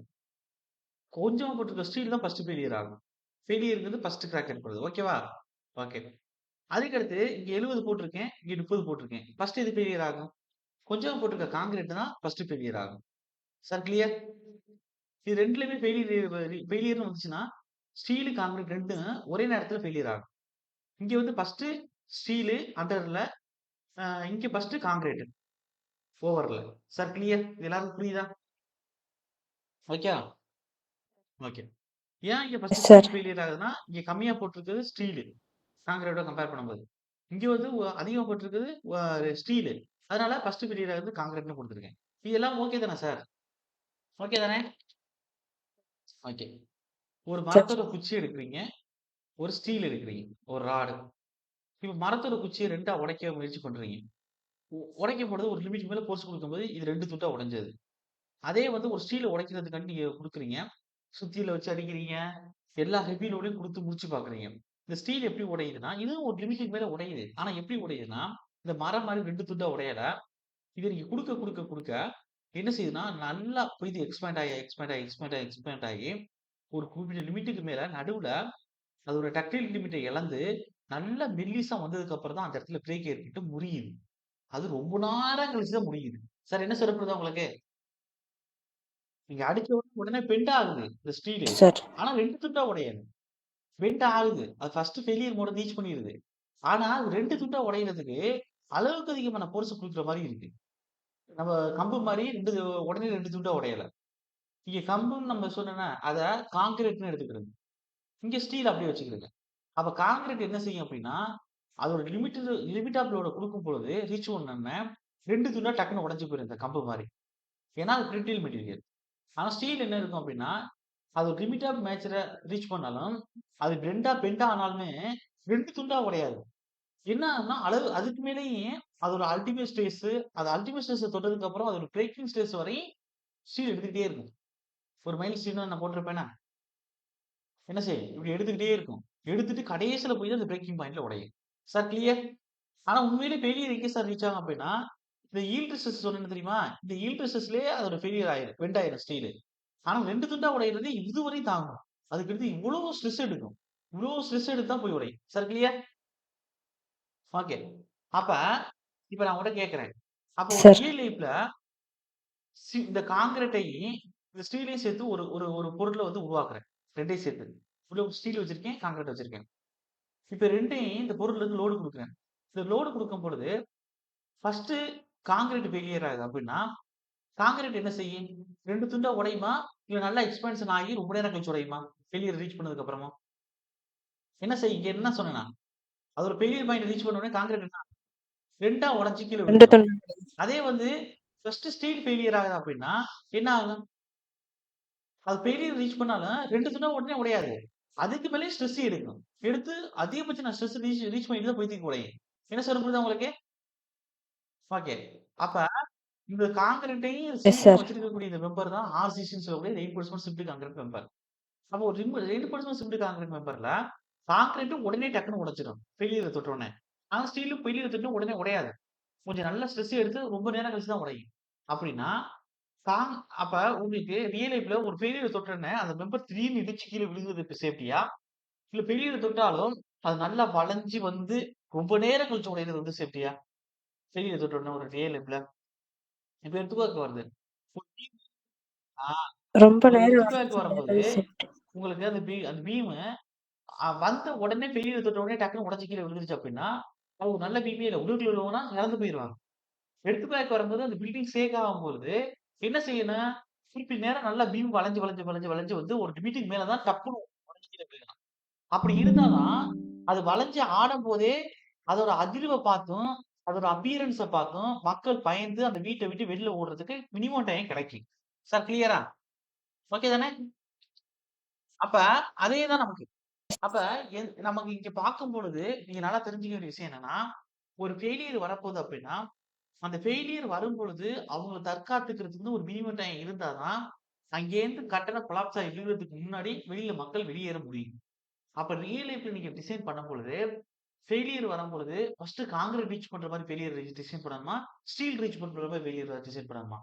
சொல்லுங்க. ஆ அப்ப ஸ்டீல் ஏன் ரிச் ஸ்டீல் ரீச் பண்ற பண்ற மாரி. மாரி ஃபெயிலியர் இருக்குன்னா, ஒருவேள ஃபெயிலியர் வந்துருச்சுன்னா, ஃபர்ஸ்ட் ஸ்டீல் எடுக்கிறதுக்கு குடுத்தோம்னா, ஸ்டீல்ட்ட ஒரு கெப்பாசிட்டி இருக்கு. என்ன கெப்பாசிட்டி எப்படி இருக்குன்னா, அவனோட கேப்பபிள் டக்டிலிட்டி நேச்சர். அந்த டக்டிலிட்டி நேச்சரோட அர்த்தம் என்னன்னா, ஃபெயிலியர் பாயிண்ட்ட தொட்டாலும் அவன் உடனே உடைய மாட்டான். நல்லா தொய்வு ஏற்பட்டு வளைஞ்சு குடுப்பான் நல்லா. ஒரு குறிப்பிட்ட லிமிட்டுக்கு மேல நல்லா டக்டிலிட்டியோட நேச்சர் குறைஞ்சு வந்து ஒரு பபிள் கம் மாரி. புடிச்சு இழுத்தோம்னா, நடுவுல உடனே பிரேக் ஆகுது. வந்துகிட்டே இருக்கு. நடுவுல எப்ப திக்னஸ் கம்மியாகுதோ, அப்பதான் அந்த இடத்துல பிரேக் ஆகும். அதே மாரி தான் ஸ்டீலு. அதுல டக்டிலிட்டி நேச்சர் இருக்கிறதுனால, ரொம்ப தின்னா வந்ததுக்கு அப்புறம் நடுவுல வந்து டக்குனு பிரேக் ஆகும். அப்ப அப்ப அந்த அந்த அளவுக்கு தின்னா வர்றதுக்குள்ள பீம் நல்லா வளைஞ்சு வந்துட்டே இருக்கும். அத பார்த்துட்டு என்னடா பீம் இந்த அளவுக்கு வளையுதே! இது உடைஞ்சு கீழ விழுக போது போலன்னு, அந்த இடத்துல இருக்கக்கூடிய மக்கள் வந்து என்ன செய்வாங்க, அந்த கட்டடத்த விட்டு வெளில வந்துருவாங்க.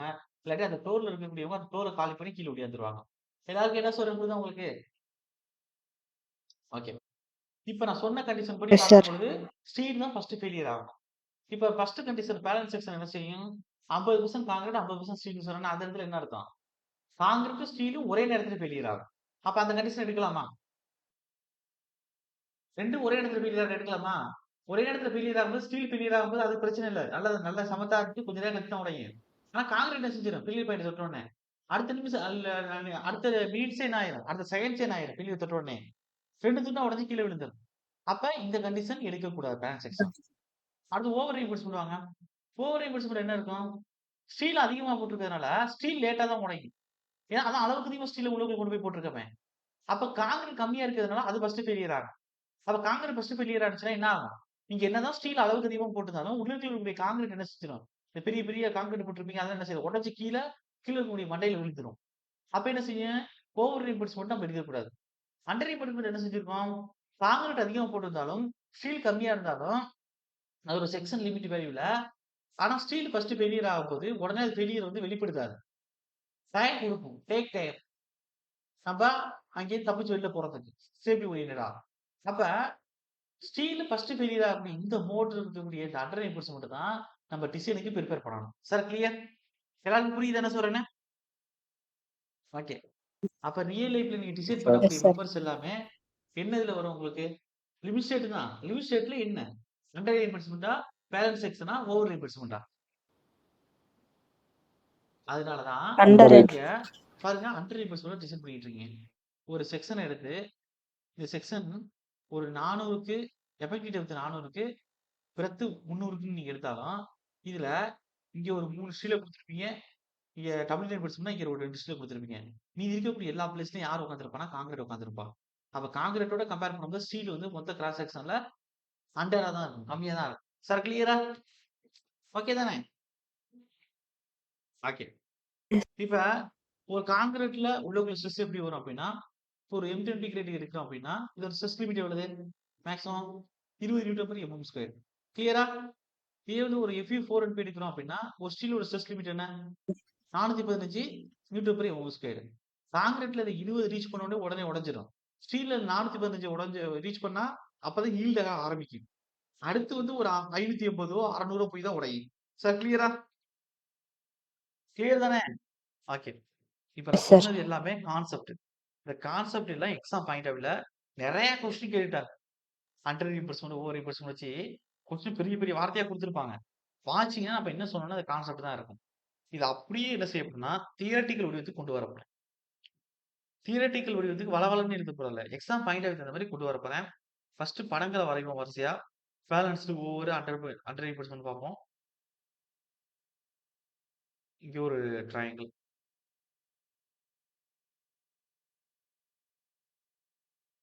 இங்க ஒரு ட்ரையாங்கிள். இங்க ஒரு ட்ரையாங்கிள். சாரி ட்ரையாங்கிள்னு சொல்லிட்டு இருக்கேன். Rectangle sorry. செவ்வகம். ரெக்டாங்குலர். இப்ப எல்லாத்துக்கும் நியூட்ரல் ஆக்சிஸ் உங்களுக்கே தெரியும் சார். சென்டர்ல இருக்கு. வரைஞ்சுக்கிடுங்க. அது ஆக்சுவலா இருக்கக்கூடிய நியூட்ரல் ஆக்சிஸ். ஆக்சுவல்னு ஒண்ணு இருக்கும்ல அது. அத மாத்த முடியாது. நீங்க ஒரு ரெயின்போர்ஸ்மென்ட் கூட போட்டு, கம்மியா போட்டு, செக்ஷன் அன்பேலன்ஸ்டா அது பார்க்கறதுக்கு கான்கிரீட் கூட ஸ்டீல் கம்மி. ஸ்டீல் கூட கான்கிரீட் கம்மி. அப்படி போட்டா தான் ஆக்சுவல் நியூட்ரல் ஆக்சிஸ் அது ஒரு பொசிஷன்ல இருக்கும். மத்த நியூட்ரல் ஆக்சிஸ் தான் மாறும். இப்ப ஆக்சுவல் நியூட்ரல் ஆக்சிஸ். இது எக்ஸ்யூன்னு சொல்றேன். இந்த பச்சை கலர்ல போட்டிருக்கிறது ஆக்சுவல். இது எக்ஸ்யூன்னு சொல்றேன்.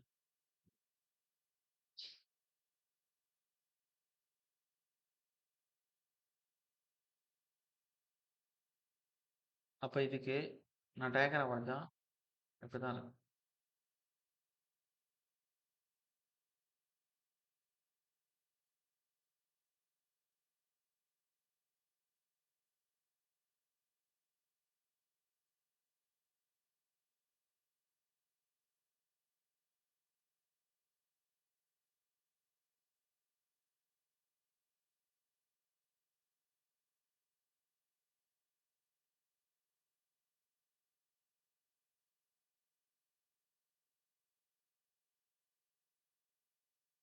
பிளேன் டயக்ராம் கொடுக்க போறேன். அதுக்கு வந்து சென்டருக்கு வந்து கோடு போட்டுருக்கேன்.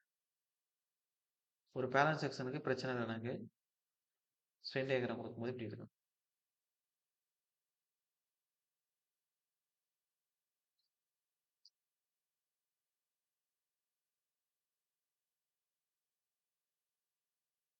கரெக்டாக கம்ப்ரஷன் டென்ஷன் ஒரே மாதிரி தான் இருக்கும். பேலன்ஸுக்கு பிரச்சனை இல்லைன்னு சொல்லிட்டேன். இப்படிதான். அப்போ என்ன சார் வருது அப்படின்னா இதில் வந்து ரெண்டு எக்ஸி இது எக்ஸி லிமிட்டுக்கான உள்ளது. இது XE limit.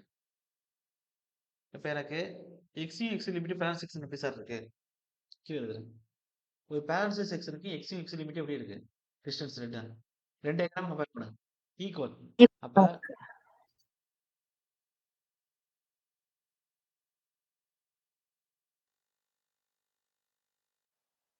Compression tension okay. அப்போ எக்ஸியும் எக்ஸி லிமிட் ஈக்குவல்.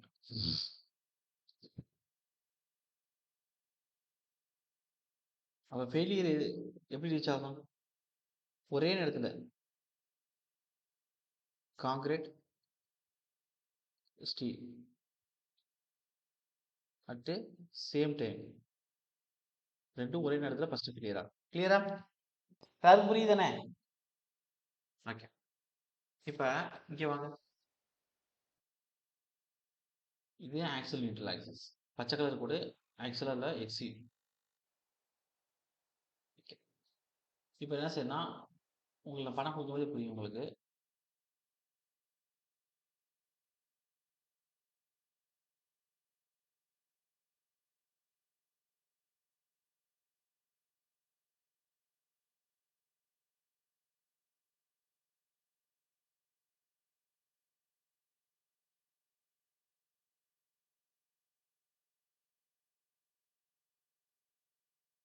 அப்போ உங்கள்கிட்ட ஒரு வார்த்தை கேட்குறேன். இப்போ ஒரு சீசா எப்படி இருக்கு பேலன்ஸ்டா? இது ஒரு நியூட்ரல் ஆக்சிஸ் எங்கே சார் இருக்கும் அப்படின்னா நீங்கள் என்ன சொல்லுவீங்க? கரெக்டாக சென்டரில் இருக்கு சார் சொல்லுவீங்க. இப்போ இதே சீசா நல்லா கவனிங்க. எப்படி போகுதுன்னா இது காங்கிரீட்டு இது ஸ்டீல். நான் ஸ்டீலை கம்மியாக போடுறேன், காங்கிரீட்டை கூட போடுறேன். அப்போ இதே சீசா எப்படி போகுது? இப்படி இப்படி போகுது. அப்போ இப்படி போகும்போது எனக்கு என்ன ஆகும்? ஸ்டீல் கம்மியாக போட்டிருக்கேன், காங்கிரீட் கூட போட்டிருக்கேன். அப்போ நியூட்ரல் ஆக்சிஸ் எங்கிட்டு மேலே போகும்? இந்த கோடு எந்த சைடு மேலே போகும்? காங்கிரீட் சைடு மேலே போகுமா சார்? கிளியரா என்ன சொல்ல புரியுது உங்களுக்கு? பார்க்கும்போது உங்களுக்கு காங்கிரீட் சைடு மேலே போகும். அப்போ ஒரிஜினல் ஆக்சிஸோட நீங்கள் கம்பேர் பண்ணும்போது அதுக்கு மேலே தான் போகுது. அப்போ எனக்கு நியூட்ரல் ஆக்சிஸ் எங்கே போகும்னா காங்கிரீட் சைடில் மேலே போகும். இந்த ஒரிஜினலாக இருக்கக்கூடிய இப்போ பச்சை கலர் கூட அதுக்கு மேலே போகும்.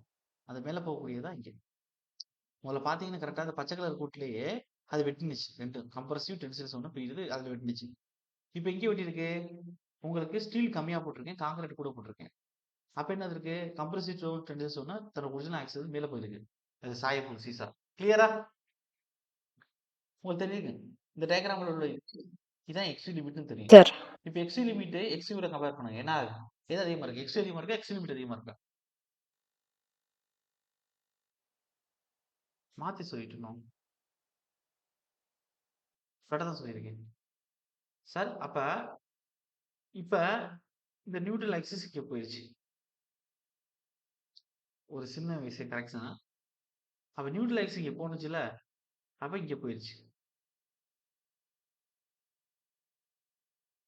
இது எக்ஸி. இப்போ கீழே இருக்கக்கூடிய ஆல்ரெடி பார்த்தோம், ஃபர்ஸ்ட் பார்த்தோம்னா ஒரிஜினல் பாயிண்ட் அது இங்கே இருக்கு. இது எக்ஸி லிமிட். இப்போ சொல்லுங்க சார், மாறினதை தான் எடுத்துக்கணும் எக்ஸி. ஆக்சுவலாக உள்ள நியூட்ரல் ஆக்சிஸ் இங்கே இப்படி இருக்கும்போது இங்க இருந்த நியூட்ரல் ஆக்சிஸ் படம் இப்படி மாறப்போகுது. இப்போ உண்மையான நியூட்ரல் ஆக்சிஸ் இங்கே போயிடுச்சு. அதாவது உங்களுடைய சீசா திரும்ப போகுது. அது போன நியூட்ரல் ஆக்சிஸ் தான் இங்கே எழுதிருக்கீங்க. இதான் ஒரு நியூட்ரல் ஆக்சிஸ். அதுக்கு இருக்கக்கூடிய டெப்த் எக்ஸி. இப்போ இங்கேருந்து இதுவரை பார்த்தா எக்ஸி. அதே இங்கேருந்து இதுவரை பார்த்தா எக்ஸி லிமிட். இப்போ எக்ஸி அதிகமாக இருக்கா, எக்ஸி லிமிட் அதிகமாக இருக்கா? டக்குன்னு சொல்லுங்க. எது அதிகமா இருக்கு? ஓகே. இப்ப நான் என்ன எக்ஸ்யூ சொன்னேன்? Limit sir. எக்ஸ்யூ லிமிட் அதிகமா இருந்துச்சா, அது என்ன செக்ஷன் சொன்னேன்? XU limit. அவ்வளவுதான். அண்டர் எக்ஸாம்ல கேட்டாச்சு இந்த கொஸ்டின். எக்ஸ்யூ விட எக்ஸ்யூ லிமிட் அதிகமா இருக்கு அப்படின்னா, அது என்ன சார்னா அண்டர் ரீஇன்போர்ஸ்மென்ட் செக்ஷன். அப்ப இது எது ஃபர்ஸ்ட் ஃபெயிலியர் ஆகும்? கேட்டுருங்க. அதுவும் கேட்டாச்சு. ஃபர்ஸ்ட் ஃபெயிலியர் எது? ஃபர்ஸ்ட் ஃபெயிலியர் வந்து ஆ ஸ்டீல் சார். ஸ்டீல் தான் ரீச் பண்ணும். அப்ப இது சேஃபா? அன்சேஃபா? ஸ்டீல் வந்து ஃபர்ஸ்ட் ஃபெயிலியர் ஆகுறது. சேஃப் தான். ஏன்னா வார்னிங் குடுக்கும். அப்ப சேஃப் தான். டிசைன் சேஃப் தான். ஏன்னா வார்னிங் குடுக்குது. இதான் இதுல இம்பார்ட்டன்ட் பாயிண்ட். வார்னிங் குடுக்கும். வார்னிங் வந்து என்னது? அந்த பீம் வளையிறது, இல்ல அந்த பீம்லேருந்து கிராக் ஏற்படுறது, இல்ல அந்த பீம்லேருந்து லைட்டா புரிஞ்சு கொட்டுறது. புரிஞ்சு கொட்டுறதோட இருக்காது. வளையிறது, கிராக் ஏற்படுறது, இது மாதிரி இல்ல சவுண்ட் கேட்கறது, இது மாதிரி வார்னிங் குடுக்கும். அப்ப அந்த வார்னிங் குடுக்கும்போது என்ன செஞ்சிருவான்? அது கீழ உட்கார்ந்திருக்கவங்கன்னா எந்திரிச்சு ஓடிருவாங்க. ஓகே. இது அண்டர் ரீஇன்போர்ஸ்மென்ட் செக்ஷன். இப்போ ஓவர் ரீஇன்போர்ஸ்மென்ட் செக்ஷன். அதுக்கு நம்ம பாருங்க. இப்ப இதுக்கு எப்படி சார் மாறும் அப்படின்னா, அப்ப மேல போன அந்த சீசா வந்து இந்த சைடு மாறும். அப்ப கான்கிரீட் சைடு போன நியூட்ரல் ஆக்சைடு இந்த சைடு வரும். நீங்களே சொல்லுங்க. கான்கிரீட் சைடு போன நியூட்ரல் ஆக்சைடு இங்க வரும். கீழ வரும். ஸ்டீல் சைடு வரும். அப்ப ஸ்டீல் தானே அதிகமா குடுத்துருக்கோம். நான் என்ன சொல்ல புரியுதா உங்களுக்கு? ஓகே. அப்ப இப்படி வரும். ஓகே. சார். அப்ப நான் உங்களுக்கு குடுத்துருக்கேன். இப்ப புதுசா நியூட்ரல் ஆக்சிஸ் இங்க வந்திருக்கா? அப்ப இதுதான் எக்ஸ்யூ. புதுசா வந்து நியூட்ரல் ஆக்சிஸ். அதாவது இதுதான் நியூட்ரல் ஆக்சிஸ். அப்ப இது எக்ஸ்யூ. ஆல்ரெடி இருந்த லிமிட்ட ஆல்ரெடி இருந்த பச்சை கலர் கூட இங்க. அது எக்ஸ்யூ லிமிட். இப்ப எது அதிகமா இருக்கு? எக்ஸ்யூ அதிகமா இருக்கா? எக்ஸ்யூ லிமிட் அதிகமா இருக்கா? நான் இப்ப எழுதியிருக்கிறதுல. இப்ப எக்ஸ்யூங்கிறது இங்கேருந்து இதுவரை, கீழ வரை. எக்ஸ்யூ லிமிட் அதுக்குள்ளேயே இந்த பாயிண்ட் வரையும் தான். சென்டர் வரையும் தான். அப்ப என்ன அர்த்தம்? என்னுடைய எக்ஸ்யூ எக்ஸ்யூ லிமிட்ட விட எக்ஸ்யூ அதிகமா இருக்கு. அப்ப இது என்ன செக்ஷன்? ஓவர் அதிகமா ரெயின்போர்ஸ்மென்ட் போட்ட செக்ஷன். ஓவர் ரெயின்போர்ஸ்மென்ட் செக்ஷன் சொல்லுவாங்க. அப்ப இங்க ஃபர்ஸ்ட் எது சார் ஃபெயிலியர் ஆகும் இங்க? ஃபர்ஸ்ட் ஃபெயிலியர் யாரு? ஆ கான்கிரீட். இது சேஃபா அன்சேஃபா? ஆ ஏன் அன்சேஃப்னா, அன்சேஃப். இது உடையும்போது என்ன செய்யாது? வார்னிங் குடுத்துட்டு உடையாது. ஃபெயிலியர் ரீச் ஆச்சா அடுத்து அது பிரிட்டில் மெட்டீரியல்ல டக்குன்னு உடைஞ்சிரும். கான்கிரீட். No without warning.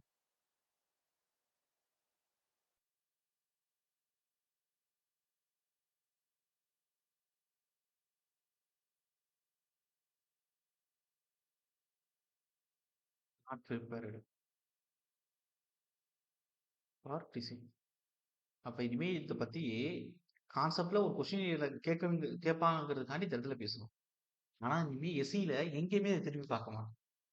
இந்த ஓவர் ரிவர்ஷன் பத்தி பேச மாட்டோம். அப்ப எல்லா இடத்துலயும் என்ன பேசுவோம்? 100% வச்சு தான் பேசுவோம். Sir clear? புரியுதா எல்லாருக்கும்? ஓகே. இது நம்ம சொன்னது சார். மிகப்பெரிய ஒரு டாபிக். ஓகேவா? மிகப்பெரிய தியரி டாபிக்னு கூட அத சொல்லலாம். அத நான் தியரியா குடுக்காம, எழுதாம, கான்செப்ட்ல சொல்லி உங்களுக்கு எக்ஸாம் பாயிண்ட் ஆஃப் வியூல குடுத்துருக்கேன். அப்ப இப்ப எக்ஸாம்ல எப்படி சார் கொஸ்டின் கேட்பாங்க அப்படின்னா, balanced section, under reinforcement section, over reinforcement section. இந்த செக்ஷன எப்படி இருந்தா எப்படின்னு கேட்பாங்க. ஒண்ணு ஸ்டீல், கான்கிரீட் கூட கம்பேர் பண்றாங்க அப்படின்னா, ஸ்டீலும் கான்கிரீட்டும் ஈக்குவலா குடுத்தா பேலன்ஸ். ஸ்டீல் அதிகமாவும், கான்கிரீட் கம்மியாகும்னா ஓவர் ரிஇன்போர்ஸ்மென்ட். ஸ்டீல் கம்மியாவும், கான்கிரீட் இருக்கணும்னா அண்டர் ரிஇன்போர்ஸ்மென்ட். அதே எக்ஸி லிமிட்டோட கம்பேர் பண்ணி குடுக்கலாம். எக்ஸி லிமிட் ஈக்குவல்னா பேலன்ஸ்டு செக்ஷன். எக்ஸி லிமிட் எக்ஸியோட கம்பேர் பண்ணும்போது அதிகமா இருக்கு அப்படின்னா அண்டர் ரிஇன்போர்ஸ்மென்ட் செக்ஷன். எக்ஸி லிமிட் எக்ஸியோட கம்பேர் பண்ணும்போது கம்மியா இருக்கு அப்படின்னா ஓவர் ரிஇன்போர்ஸ்மென்ட் செக்ஷன். அதுக்கடுத்து எது ஃபர்ஸ்ட் ஃபெயிலியர் ஆகும்? எது வந்து ஒரு ஸ்ட்ரக்சருக்கு ஏத்த நல்ல டிசைன் கேட்பாங்க. அண்டர் ரீஇன்போர்ஸ்மென்ட். சில இடத்துல ஓவர் ரீஇன்போர்ஸ்மென்ட் நல்ல டிசைன் மாரி அசெஷன்ல குடுத்துட்டு, ரீசன்ல வந்து அது ஓவர் ரீஇன்போர்ஸ்மென்ட்ல என்ன ஃபெயிலியர் நடக்கும்னு குடுத்திருப்பாங்க. அப்ப ஓவர் ரீஇன்போர்ஸ்மென்ட்ல குடுத்துருக்கக்கூடிய ஃபெயிலியர் கரெக்ட்டா குடுத்திருப்பாங்க. அது கரெக்ட்டு. Reason correct. ஆனா அசெஷன்ல குடுத்திருக்க ஓவர் ரீஇன்போர்ஸ்மென்ட் வந்து ஒரு டிசைன் நல்லது அப்படின்னு குடுத்திருப்பாங்க. அது வந்து தவறா இருக்கும். அப்ப ஃபர்ஸ்ட் அசெஷன் ஃபால்ஸ், ரீசன் வந்து கரெக்ட்டா இருக்கிற மாரி இருக்கும். அப்படி கொஸ்டின் குடுத்திருக்காங்க ஒரு டைம். அதுக்கடுத்து ஒவ்வொரு செக்ஷன்லயும் இது ஃபர்ஸ்ட் ஃபெயிலியர் ரீச் பண்ணும். அப்படி எக்ஸாம்ல கேட்கலாம். அவ்வளவுதான் இதுல கேட்கக்கூடிய பாயிண்ட்ஸ். எல்லாருக்கும் புரியுதா? கிளியர்? ஓகே. இப்ப சார். நான் உங்களுக்கு அடுத்து கேட்கிறேன். இப்ப அண்டர் ரீஇன்போர்ஸ்மென்ட் தான் டிசைனுக்கு எடுத்துக்க போறோம். ஓகே. இதுதான் டிசைனுக்கு எடுத்துக்க போறோம். அப்ப இதுதான் டிசைன் எடுத்துக்க போறோம்னா, இங்க ஃபர்ஸ்ட் ஃபெயிலியர் யார் ஆகுவா? யார் ஃபெயிலியர் ஆகுறாங்களோ அவங்கள தான் டிசைன் பண்ணுவோம். இங்க ஃபர்ஸ்ட் ஃபெயிலியர் யார் ஆகுறா? Under ரீஇன்போர்ஸ்மென்ட்ல steel. அப்ப ஸ்டீல தான் நம்ம எடுத்துக்கணும் ஸ்டீல். டிசைனுக்கு. அப்ப ஸ்டீலோட மொமெண்ட் ஆஃப் ரெசிஸ்டன்ஸ் என்ன? 0.87 FY AST area of the tension steel into D minus 0.42 XU. Clear? இதான ஃபார்முலா? ஓகே. அப்ப இத டிசைனுக்கு நம்ம எஸ் ஸ்டீல சார். தான் இது பண்ணணும். அப்ப இது ஃபெயிலியர் ஆகும்போது நமக்கு என்ன பண்ணும்? அலர்ட் பண்ணும். வார்னிங் பண்ணும். அப்ப நல்லா தெரிஞ்சு வச்சுக்கிருங்க. இந்த ஃபார்முலா எப்படி சார் எழுதலாம் அப்படின்னா, இது வேற மாரியும் எழுதலாம். அது என்ன சார் வேற மாரி எழுதுறது அப்படின்னா, நான் குடுக்குறேன் பாருங்க. அதாவது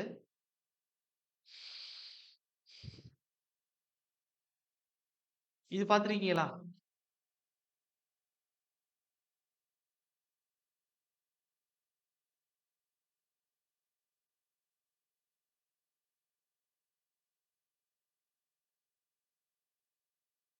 இது பார்த்திருக்கீங்களா?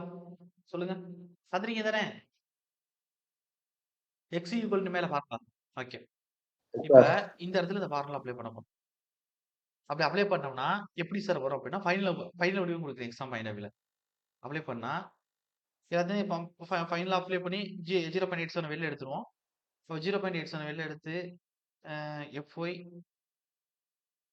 எப்படி இருக்குன்னா, இதான் ஃபைனல் வடிவமா இருக்கும். AST D minus FY AST வகுத்தல் நீங்க காலேஜ்ல டிசைன் எல்லாத்துக்குமே பீம், ஸ்லாப், காலம் எல்லாத்துக்கும் இந்த ஃபார்முலா யூஸ் பண்ணாம போயிருக்கவே மாட்டீங்க. ஸ்லாப், பீம்க்குலாம் ஏசி கண்டுபிடிக்கிறதுக்கு. Sir clear? அது BD ஸ்கொயர்ன்னு இருக்குங்க. கிளியர் தான் சார்? ஓகே. இப்ப நான் உங்களுக்கு ஒரு ரூல் சொல்றேன். இத இப்படியும் எஸ் ஆப்ஷன்ல சார். குடுத்திருப்பாங்க. இல்லாட்டி இப்படியும் குடுத்திருப்பாங்க. எப்படி சார் அப்படின்னா, அதே moment of resistance equal to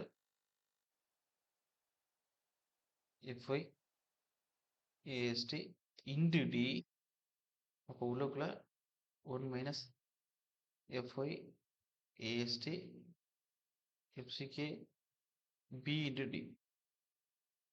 அப்ப இப்படியும் கேட்கலாம், இப்படியும் கேட்கலாம். இது 2க்கும் என்ன சார் வித்தியாசம் அப்படின்னா, இங்க D உள்ளுக்குள்ளேயே இருக்கு. நான் வெளில எடுக்கல. இங்க D ய வெளில எடுத்துட்டேன். அப்ப இங்க D ங்கிறது 1 ஆயிடுச்சு. இங்க D ஸ்கொயர்ங்கிறது தான் வெறும் D ஆயிடுச்சு. Sir clear? எல்லாருக்கும் புரியுதா? யாருக்கும் டவுட் இல்லல்ல? ஓகேவா sir? Okay. Yes calculator sir. இல்லாம போறதுக்கு ஒரு ஃபார்முலா இருக்கும். நம்ம செமஸ்டர் எக்ஸாம் போகல. அதனால நீங்க இதோட நிறுத்திக்கிறங்க. எக்ஸாம் பாயிண்ட் ஆஃப் வியூ இதோட நிறுத்திக்கிறங்க. இப்ப அண்டர் இம்போசிஷன் செக்ஷன் தான் நம்ம டிசைன் பண்ணணும். ஏன்னா உங்களுக்கே தெரியும். நம்ம வந்து ஃபெயிலியர் வந்து ஃபர்ஸ்ட் Cல தான் ரீச் பண்ண வைக்கணும். அதுதான் நமக்கு நமக்கு நல்லது. ஓகே. நமக்கு நல்லதுன்னு சொல்றத உயிர் சேதம் அதிகம் ஏற்படாது. அதானே டிசைனோட ஃபர்ஸ்ட் நோக்கமே என்ன? அதாவது டூ அவாய்ட் ஃபெயிலியர். 2 தான் மெட்டீரியலோட காஸ்ட்ட ரெஸ்ட்ரிக்ட் பண்ணணும். தேவையில்லாம வேஸ்ட் பண்ணக்கூடாது. அப்ப டூ அவாய்ட் ஃபெயிலியர் ஃபர்ஸ்ட் நம்ம குடுக்குறோம் அப்படின்னா, அதுக்கான காரணம் என்ன? முக்கியமா உயிர் சேதம் ஏற்படக்கூடாது. பொருள் சேதம் ஏற்பட்டாலும் பரவால்ல. உயிர் சேதம் ஏற்படக்கூடாது. அதுதான் நம்மளோட டிசைனோட ஃபர்ஸ்ட் தாரக மந்திரமே. சிவில் இன்ஜினியரோட. ஓகே. அப்ப இப்ப அடுத்து என்ன சார் குடுக்க போறேன் அப்படின்னா, இப்ப இதுல வரக்கூடிய ஃபெயிலியர் டக்டைல் ஃபெயிலியர் இதுதான் நம்ம டிசைன் பண்றோம். அண்டர் ரீஇன்போர்ஸ்மென்ட்ல. அப்ப அண்டர் ரீஇன்போர்ஸ்மென்ட் என்ன ஃபெயிலியர் கிரியேட் ஆகும்னு சொல்லுவாங்க. அண்டர் ரீஇன்போர்ஸ்மென்ட்ல என்ன சார் ஃபெயிலியர் வருது? அண்டர் ரீஇன்போர்ஸ்மென்ட்ல நீங்க தான் சொல்லணும். டக்டைல் ஃபெயிலியர் கிரிட்டிக்கல் ஃபெயிலியரா? அண்டர் ரீஇன்போர்ஸ்மென்ட்ல எது ஃபர்ஸ்ட் ஃபெயிலியர் ஆகுது? ஸ்டீல். அப்ப ஸ்டீல் என்ன மெட்டீரியல்? டக்டைலா ஃபிரிட்டைலா? Ductile failure. ஸ்டீல். அப்ப இதையும் எக்ஸாம்ல கேட்டாச்சு. எழுதிக்கிறங்க. அது கேட்பாங்க. ஓவர் ரீஇன்போர்ஸ்மென்ட்ல என்ன ஃபெயிலியர் மோட் நடக்குதுன்னு கேட்பாங்க. என்ன failure mode? Brittle failure. Dead failure. அதனால தான் இது வார்னிங் குடுக்காம டக்குன்னு உடைஞ்சு போறது. டக்டைல் ஃபெயில்ல யீல்டிங் நடக்கும். ஃபிரிட்டைல் ஃபெயில்ல கிராக் அடிச்சு உடனே உடைஞ்சு போயிரும். அவ்வளவுதான் வித்தியாசம். அதே வந்து கேட்பாங்க இங்க. ஃபேலன்ஸ் செக்ஷன்ல என்ன நடக்குன்னு கேட்பாங்க. கேட்டாச்சு. எல்லாமே கேட்டாச்சு. ஃபேலன்ஸ் செக்ஷன்ல என்ன ஃபெயிலியர் நடக்கும்? 2 ஒரே நேரத்துல ஃபெயிலியர் ஆகுறதுனால both ductile and brittle. Sir clear? Okay தானே? ஓகே. இப்ப சார். நீங்க ஒண்ணு தெரிஞ்சுக்கிறேன் சார். அதாவது இப்ப நான் எதுக்கு குடுத்துருக்கேன்? முழுக்க முழுக்க எனக்கு ஸ்டீல் ஃபெயிலியரான ஃபார்முலா குடுத்துருக்கேன். இதே வந்து நம்மளுடைய கான்கிரீட் ஃபெயிலியருக்கு ஃபார்முலா குடுக்கலாமா சார்? அப்படின்னா, ஓவர் ரீஇன்போர்ஸ்மென்ட் நம்ம டிசைனுக்கே எடுத்துக்க மாட்டோம். ஏன் எடுத்துக்க மாட்டோம்னா, இதுல ஃபிரிட்டைல் ஃபெயிலியர் கிரியேட் ஆகும். அது ஃப்ரிட்டிவ் ஃபெயிலியர் எதுன்னா சடன் ஃபெயிலியர். இதோட வார்த்தையில குடுக்கலாம். 4 நிமிஷம் சடன் ஃபெயிலியர் கிரியேட் ஆகும். அதனால நம்ம டிசிஷனுக்கே எடுத்துக்க மாட்டோம். இத பத்தி படிக்கிறது வேஸ்ட் தான். டைமும் வேஸ்ட் தான். அதனால அத எடுத்துக்க வேண்டியதில்ல. சடன் ஃபெயிலியர் கிரியேட் ஆகாதனால. அப்ப அடுத்து என்ன சார் பண்ண போறோம் அப்படின்னா, இதுல உங்களுக்கு இதே காலேஜா இருந்தா உங்களுக்கு நான் பெரிய ப்ராப்ளம் சால்வ் பண்ணியிருப்பேன். இங்க ப்ராப்ளம்லாம் சால்வ் பண்ணணுங்கிற அவசியம் தேவையில்ல. ஒரு சில கான்செப்ட் சொல்றேன். ஜஸ்ட் பார்த்துக்கிடுங்க. இப்ப வந்து ஒரு கம்பி வந்து எப்படி இருக்கும்? சிலிண்ட்ரிக்கல் ஷேப்ல இருக்கும் சர்க்கிளா. இப்படிதானே இருக்கும்? ஓகே தானே? ஓகே. ஓகே. அவைலபிள் லென்த் எவ்வளவு இருக்கும்? லென்த் எவ்வளவு இருக்கும் நான் சொன்னேனே. 25 mm வரையும் எவ்வளவு மீட்டர் கிடைக்கும்? 12 மீட்டர் வரையும் அவைலபிளா இருக்கும். அதுக்கு மேல போயிருச்சுன்னா 6 மீட்டர் கம்பி தான் இருக்கும். அவைலபிலிட்டி டேஸ் என்ன? 8, 10, 12, 16, 20, 22, 25, 32, 35 வரையும் இருக்கு. கிளியர்? என்ன சொல்ல புரியுதா உங்களுக்கு? அப்ப சர்க்கிளா இருக்கிறதுனால ஒரு ஏரியாவுக்கு ஃபார்முலா என்ன? Yes, sir. 5 T²/4 தான் இதோட ஏரியாக்கான ஃபார்முலா. அப்போ இந்த கம்பிக்குன்னு ஒரு டயாமீட்டர் இருக்கும் தெரியுமா? அந்த டயாமீட்டர் ஒரு 10 mm அப்படின்னா, நம்ம என்ன செய்வீங்க?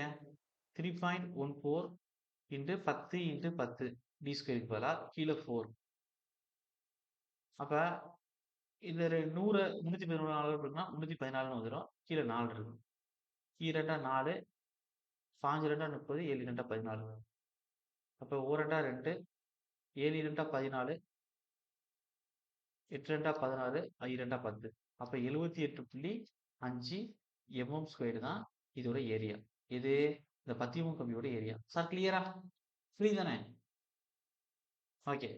ஒரு ஒருவேள இந்த 10 mm Yes, sir. கம்பிய ஒரு ஒரு 3 குடுத்துருக்காங்க அப்படின்னா, எப்படி சார் ஏரியா கண்டுபிடிக்கணும்னா, நீங்க கண்டுபிடிச்ச இந்த ஏரியா தான் என்ன சொல்லுவாங்கன்னா, வெறும் ஏன்னு சொல்ல மாட்டாங்க. ஸ்டீலோட ஏரியாவா? அப்ப ஸ்டீல்ங்கிறதுனா டென்சைல்ல குடுத்துருக்கு. அப்ப டென்சைல் ஜோன்ல போட்டிருக்கக்கூடிய ஸ்டீலோட ஏரியா. அப்ப எஸ்டி சஃபிக்ஸ்ல போடணும். அதான் ஏஎஸ்டின்னு சொல்றோம். அப்ப அது ஏஎஸ்டி ஈக்குவல் டூ இப்ப 3 கம்பி குடுத்துருக்கோம். அப்படின்னா 3 இன்டு ஒரு கம்பியோட ஏரியா என்ன கண்டுபிடிச்சோம்? 78.5 mm²ன்னு பார்த்தோம். அப்ப இத பெருக்குனீங்கன்னா 5 15க்கு 5 மீதி 1 8 24 25க்கு 5 மீதி 2 7 21 23 ஒரு சாந்தம் இப்படி அப்ப 235.5 mm² கிடைக்கும். அப்ப நம்பர்ஸ பொறுத்து ஏரியா வருதா? அப்ப ஏஎஸ்டிக்கான ஃபார்முலா என்ன அப்படின்னா 3 கம்பிக்கு 3ஆல பெருக்கணும். அப்ப NE இன்டு 5 T² / 4ன்னு போடணும். இந்த டயாமீட்டர் எப்படி குடுப்பாங்கன்னா சம்ல, டயாமீட்டர்ன்னு குடுக்க மாட்டாங்க. பைன்னு குடுப்பாங்க. அப்ப இந்த பைன்னு குடுத்தா தான் கம்பியோட டயாமீட்டர் பத்தி பேசியிருக்காங்கன்னு தான் அர்த்தம். அதுக்கடுத்து என்ன சார் அப்படின்னா, உங்களுக்கு என்னுங்கிறது நம்பர் ஆஃப் பார்ஸ். இது ஸ்மால் என்னங்கிறது நம்பர் ஆஃப் பார்ஸ். இதுதான் உங்களுக்கு தெரியும். Number of bars. பையோட மதிப்பு உங்களுக்கு தெரியும். என்ன வரும்? ஒண்ணு 3.14ன்னு சொல்லுவாங்க. அல்லது 22/7ன்னு சொல்லுவாங்க. இதுதான் உங்களுக்கு தெரியும். வேற என்ன சார் சொல்லிக் குடுக்கலாம் எக்ஸாம் பாயிண்ட்ல அப்படின்னா, இப்ப இப்படி குடுத்துருக்கான். இப்படி குடுத்து பக்கத்துல 4, 5ன்னு குடுத்துருக்கான் அப்படின்னா, எத்தன நம்பர் ஆஃப் கம்பி இருக்குன்னு அர்த்தம். இது வந்து நம்பர்ஸ குறிக்குதுன்னு அர்த்தம். சார் கிளியரா? என்ன சொல்றேன் புரியுதா உங்களுக்கு? அப்ப 4 கம்பி இருக்குன்னு அர்த்தம். Yes. அப்ப இந்த மாரி விஷயங்கள்லாம் நோட்ன்னு போட்டு சைடுல எழுதி வச்சுக்கிடுங்க. உங்களுக்கு எங்கேயாச்சும் ப்ராப்ளம் குடுக்குறாங்கன்னா, இது மாரி நோட்டேஷன்ல குடுக்குறாங்கன்னா உங்களுக்கு யூஸ்ஃபுல்லா ஆகும். அவ்வளதான். அத பத்தி தான் எல்லாம் சொல்லிக் குடுத்துட்டேன் உங்களுக்கு. இப்ப ஒரு இடத்துல ஆ ஏஎஸ்டி கேட்குறான்னு போட்டுருவீங்க. இப்ப M20 கிரேட்ன்னு குடுத்துருக்காங்க. FE 415ன்னு குடுத்துருக்காங்க. இப்ப வந்து XU கண்டுபிடிக்க சொல்லியிருக்காங்க. ஃபார்முலா என்ன எழுதுவீங்க? 0.87 FY AST அதுக்கடுத்து 0.36 FCK B. இதுல AST வந்து இதே மாரி குடுத்து கண்டுபிடிக்க சொல்லிருவாங்க. இது குடுத்துருவாங்க. Bயும் குடுத்துருவாங்க. ஆனா FCKக்கும் FYக்கும் டைரக்ட்டா வேல்யூ குடுக்க மாட்டாங்க. கிரேட தான் மென்ஷன் பண்ணியிருப்பாங்க. அப்ப அந்த ப்ராப்ளத்த நீங்க எப்படி சால்வ் பண்ணுவீங்க? அப்ப M20ங்கிறது எதோட ஸ்ட்ரென்த்? என்ன கிரேடு? எதுக்கு குடுத்திருக்கக்கூடிய கிரேடு? கான்கிரீட்டா? ஸ்டீலா? கான்கிரீட்டோட கிரேடு. அப்ப அதோட கரெக்ட் ஸ்ட்ரென்த் எப்படி சொல்லுவோம்? FCKன்னு சொல்லுவோம். அப்ப M20யோட FCK எவ்வளவு? 20 Nm/mm². அப்ப FCK இருக்கக்கூடிய இடத்துல 20 Nm/mm² போடணும். அதுக்கடுத்து Fe415 எதோட ஸ்டீலு? ஸ்டீலோட கிரேடு. அப்ப அதோட FOங்கிறது என்ன? 415 Nm/mm². அப்ப எங்க FO இருக்கோ அந்த இடத்துல இத போடணும். சார் கிளியரா? எல்லாருக்கும் புரியுதா? ஓகே. ஒரு பெரிய சார். Semester Yes, sir. ப்ராப்ளத்த குடுத்து நான் வேஸ்ட் பண்ண விரும்பல டயத்த நான். ஆனா, உங்களுக்கு கேட்டாங்கன்னா எக்ஸ்வி கேட்பாங்க. ஏன் சார் எக்ஸ்வி கேட்கறாங்க அப்படின்னா, நான் சொன்னேன்ல, அண்டர் ரீஇன்பர்ஸ்மென்ட்டா, ஓவர் ரீஇன்பர்ஸ்மென்ட்டா, இல்ல பேலன்ஸ் எக்ஸ்லாம் கண்டுபிடிக்க சொல்லுவாங்கன்னு. அது வெறும் வார்த்தையில குடுத்து கண்டுபிடிக்க சொல்ல மாட்டாங்க. இது மாரி ப்ராப்ளமா குடுத்து கண்டுபிடிக்க சொல்லுவாங்க. ப்ராப்ளமா குடுத்து கண்டுபிடிக்க சொல்லும்போது, நல்லா தெரிஞ்சுக்கங்க. எக்ஸ்சி இந்த ஃபார்முலா போட்டு கண்டுபிடிச்சுருவீங்க. எக்ஸ் லிமிட் எப்படி சார் கண்டுபிடிப்பீங்க? உங்களுக்கு எஃபெக்டிவ் டெப்த் இருக்கும். இப்ப கிரேட் ஆஃப் ஸ்டேல் Fe4 இங்க குடுத்துருக்காங்க. இந்த சம்முக்கு எக்ஸ் லிமிட் எப்படி கண்டுபிடிப்பீங்க? அப்ப இங்க எக்ஸ்வி வந்து எனக்கு வந்து ஒரு 230 எமோ வந்திருக்கு. நான் போட்டு கண்டுபிடிக்கும்போது. அடுத்து எக்ஸ் லிமிட் கண்டுபிடிக்கணும். ஏன்னா, அவன் என் செக்ஷன் வந்து என்ன செக்ஷன் தான் தியரில கொஸ்டின் கேட்டிருக்கான். ப்ராப்ளத்த குடுத்துப்புட்டு. ஆப்ஷன் வந்து தியரில இருக்கு. அண்டரா, ஓவரா, பேலன்ஸ் செக்ஷன்லாம் ஆப்ஷன்ல இருக்கு. எக்ஸ் லிமிட் எப்படி கண்டுபிடிப்பீங்க? Fe4 0.480 into effective depth.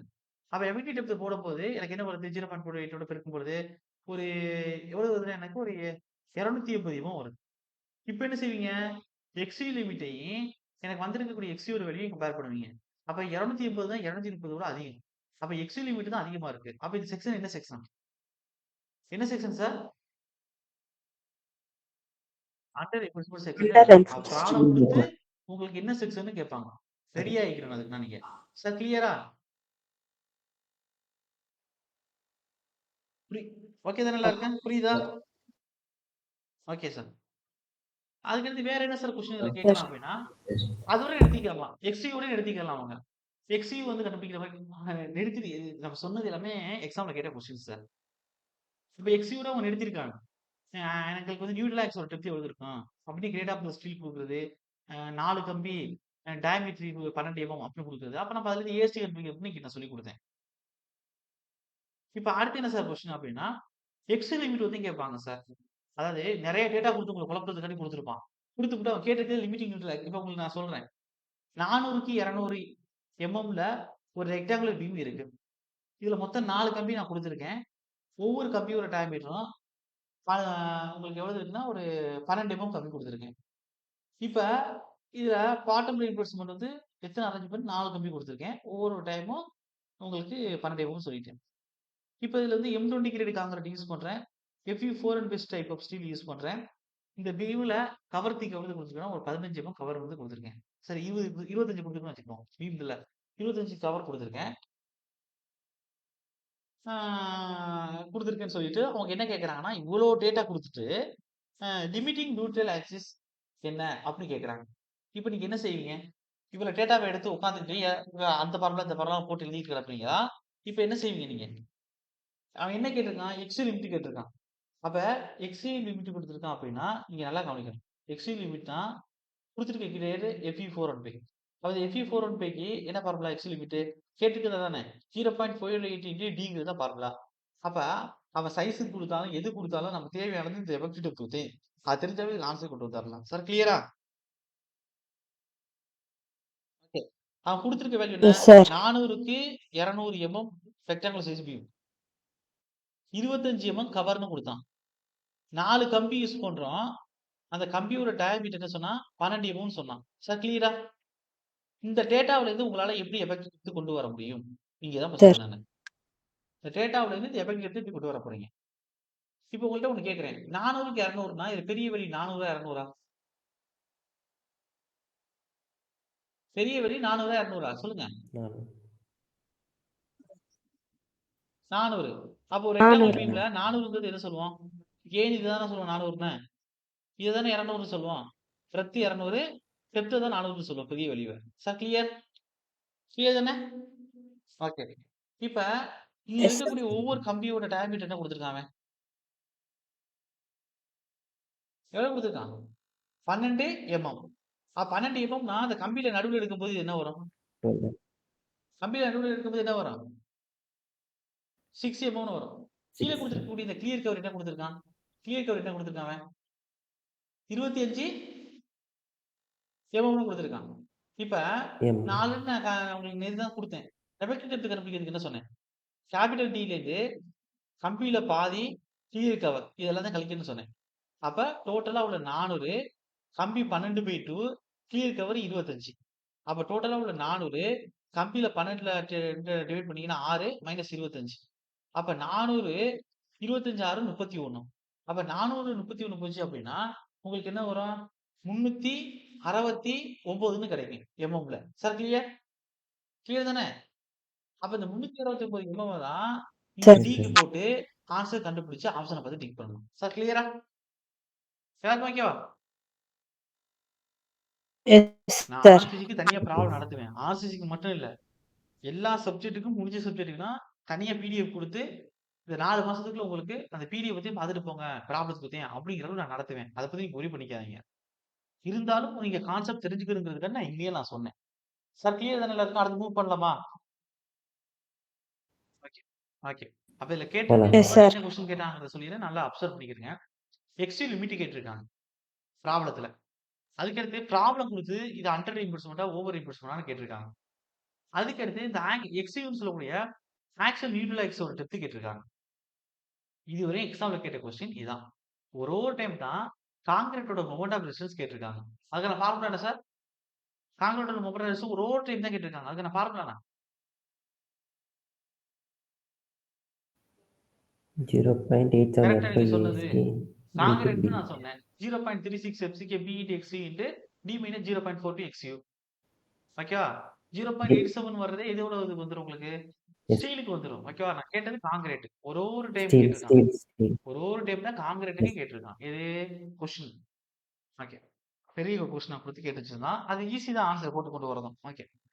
இப்ப அடுத்து என்ன சார் பண்ண போறோம் அப்டின்னா, இப்ப நம்ம சிங்கிலி ரீஇன்போர்ஸ்மென்ட்ல இருக்கக்கூடிய எல்லா கான்செப்ட்டையும் தரவா முடிச்சாச்சு. இப்ப நம்மளோட வேலை அடுத்து என்ன சார் அப்டின்னா, இதுல ஒரு சைடு குடுத்திருக்கிறதுனால சிங்கிளின்னு சொன்னேன். இதே ரெயின்போர்ஸ்மென்ட் 2 சைடு குடுக்குறேன். இப்ப டாப்ல குடுத்தத டாப்லயும் குடுத்து, பாட்டம்லயும் குடுக்குறேன். அப்படின்னா என்ன வரும்னா, 2 புறமும் குடுத்திருக்கோம் ரெயின்போர்ஸ்மென்ட். அப்ப இங்க டபுள் ரெயின்போர்ஸ்மென்ட்னு சொல்லணும். Sir clear? என்ன சொல்ல புரியுதா உங்களுக்கு? ஓகே. இப்ப உங்களுக்கு ஒரு டவுட் வரும். Yes, sir. Yes sir sir steel எதுக்காண்டி குடுக்குறோம்? டென்சைல் ஸ்ட்ரெஸ் இருக்கிறதுக்காண்டி ஸ்டீல் குடுக்குறோம். கம்ப்ரசிவ் ஸ்ட்ரெஸ் இருக்கிறதுக்கு கான்கிரீட் குடுக்குறோம். மேல கம்ப்ரசிவ் கீழ டென்சைல்னா, மேல கம்ப்ரசிவ் இருக்கிறதுக்கு தான் கான்கிரீட் உட்கார்ந்திருக்கான். மறுபடியும் ஏன் டபுள் ரெயின்போர்ஸ்மென்ட்ல மேல ஸ்டீல் குடுக்குறோம் அப்படின்னா, இதுல 2 விஷயம் இருக்கு. ஒண்ணு பிராக்டிகலா பேசணும் அப்படின்னா, நம்ம ஒரு ரெயின்போர்ஸ்மென்ட் கட்டும் பொழுது, நமக்கு அந்த ஒரு ஒரு ஒரு சேஃப் வரணும் அப்படின்னா, மேலேயும் 2 கம்பி குடுத்தா தான், உங்களுக்கு என்ன செய்யும்? இத கரெக்ட்டான அலைன்மென்ட்ல புடிச்சு இப்படி கட்ட முடியும். சார் என்ன சொல்ல புரியுதா உங்களுக்கு? பீமுக்கு. சார் என்ன சொல்ல புரியுதா உங்களுக்கு? அப்படி வெறும் கீழ ஊத்தி ஒரு சார் கம்பி ஊத்தி ஒரு அலைன்மென்ட்ல வைக்க முடியாது. சார் ஓகேவா? அப்ப நம்ம ஒரு குறிப்பிட்ட சேஃப் வரணும், அலைன்மென்ட் கொண்டு வரணும். அப்பதான் இடையில ஸ்டெப்ஸ்லாம் குடுக்கும்பொழுது கரெக்ட்டா ஸ்டெடியா நிக்கும் அந்த ஸ்டெப்ஸ்லாம். அப்ப அந்த அலைன்மென்ட் குடுக்குறதுக்காண்டி என்ன செய்றோம்னா, ரியல் லைஃப்ல எங்கேயுமே சிங்கிள் ரெயின்போர்ஸ்மென்ட்ங்கிற ஒரு வார்த்தைய நீங்க பார்க்க மாட்டீங்க. பிரைமரி செக்ஷன்ல. வேணா இந்த டெம்பிள்னு சொல்றேன். செகண்டரி செக்ஷன் சொல்லக்கூடிய உங்களுக்கு ஸ்டேர் கேஸ்லாம் போட்டிருப்பாங்க. கீழ வந்து குடுத்திருப்பாங்க. இல்ல வந்து உங்களுக்கு உங்களுக்கு லிண்டல் இது மாதிரியான விஷயங்கள்ல பார்த்தீங்கன்னா, உங்களுக்கு அப்படி இருக்கலாம். ஆனா பிரைமரி செக்ஷன் சொல்லக்கூடிய பீம், காலம், புட்டிங்ஸ், ஸ்லாப் எல்லாத்தையும் என்ன செய்வாங்கன்னா, கம்பி கரெக்ட்டான அலைன்மென்ட்ல தான் கட்டி வச்சிருப்பாங்க. சார் என்ன சொல்ல புரியுதா சார் உங்களுக்கு? ஓகே. இப்ப பீம் தானே பார்க்குறோம். அப்ப பீம் எப்படி இருக்கும் அப்படின்னா, கரெக்ட்டான அலைன்மென்ட்ல சார் ரெயின்போர்ஸ்மென்ட் உள்ளுக்குள்ள கொண்டு வந்து வைக்கணும் அந்த ஃபார்ம் ஒர்க்ல. அப்பதான் கான்கிரீட் நல்லா போய் புடிச்சுக்கும். அப்படி இல்ல அப்படின்னா, ஸ்ரப்ஸ்லாம் நீங்க நட்டாம வைக்க முடியாது. கீழ ஊத்தி கம்பிய குடுத்துருக்கீங்கன்னா, ஸ்ரப்ஸ் எப்படி வைப்பீங்க நீங்க? எந்த சப்போர்ட்ல ஸ்ரப்ஸ் வந்து குத்தி குத்தி வைப்பீங்க? அப்ப பெரிய பிரச்சனை ஏற்படும். ஸ்ரப்ஸ் ஏன் வைக்கிறோம் அப்படின்னா, கிராக் எடுக்கிறதுக்காண்டி, ஸ்டீல் கிராக் எடுக்கிறதுக்காண்டி தான். சிஎஸ்எஸ் எடுக்கிறதுக்காண்டி தான். அத அடுத்து நடத்த வேணாம் உங்களுக்கு. இப்ப அத பத்தி பேச வேணாம். அப்ப ஒரு ஒழுங்கான வடிவத்த ரெயின்போர்ஸ்மென்ட்க்கு குடுத்து, அத ஃபார்ம் ஒர்க்ல வச்சு கான்கிரீட்ட கரெக்ட்டா ஃபில் பண்றதுக்காண்டி ஃபர்ஸ்ட் குடுக்குறோம். இதே வந்து பிராக்டிகல் இல்லாம தியரிட்டிக்கலா பேசுறோம் அப்படின்னா, இப்ப கா கா ஒரு ஒரு கான்கிரீட் எதுல ஸ்ட்ராங், எதுல வீக்னா, கம்ப்ரஷன்ல ஸ்ட்ராங், டென்சைல்ல வீக். இது உங்களுக்கு தெரியும். கிளியர் தானே? அதே சேம் டைம் சார் ஸ்டீல் எப்படின்னா, கம்ப்ரஷன்லயும் ஸ்ட்ராங், உங்களுக்கு டென்சைல்லயும் ஸ்ட்ராங். கிளியர் தானே? ஓகே. இப்ப கீழ டென்சைல் வந்து ஸ்ட்ரெஸ் வருது. அந்த இடத்துல 4 கம்பி குடுத்துட்டோம் டிசைன் பண்ணி. 4 கம்பி குடுக்கணுங்கிற அவசியம் இருக்கு. 4 குடுத்தாச்சு டிசைன் பண்ணி. இப்ப மேல கான்கிரீட் குடுத்து வச்சிருக்கோம். இப்ப கான்கிரீட்ட நல்லா கவனிக்கணும். இப்ப கான்கிரீட் மேல எவ்வளவு ஸ்ட்ரெஸ் எடுக்க போகுது? ஒரு 20 எடுக்க போகுதுன்னு வச்சுக்கோங்களேன். அப்ப 20 எடுக்கிறதுக்கு நான் என்ன செய்றேன் அப்படின்னா, நல்லா கவனிங்க. அப்ப 20 எடுக்கிறதுக்கு நான் சைஸ் எப்படி குடுக்குறேன் அப்படின்னா, 400க்கு 300 இது 300 இது 400 சைஸ் பீம் வந்து குடுக்குறேன் பெருசா.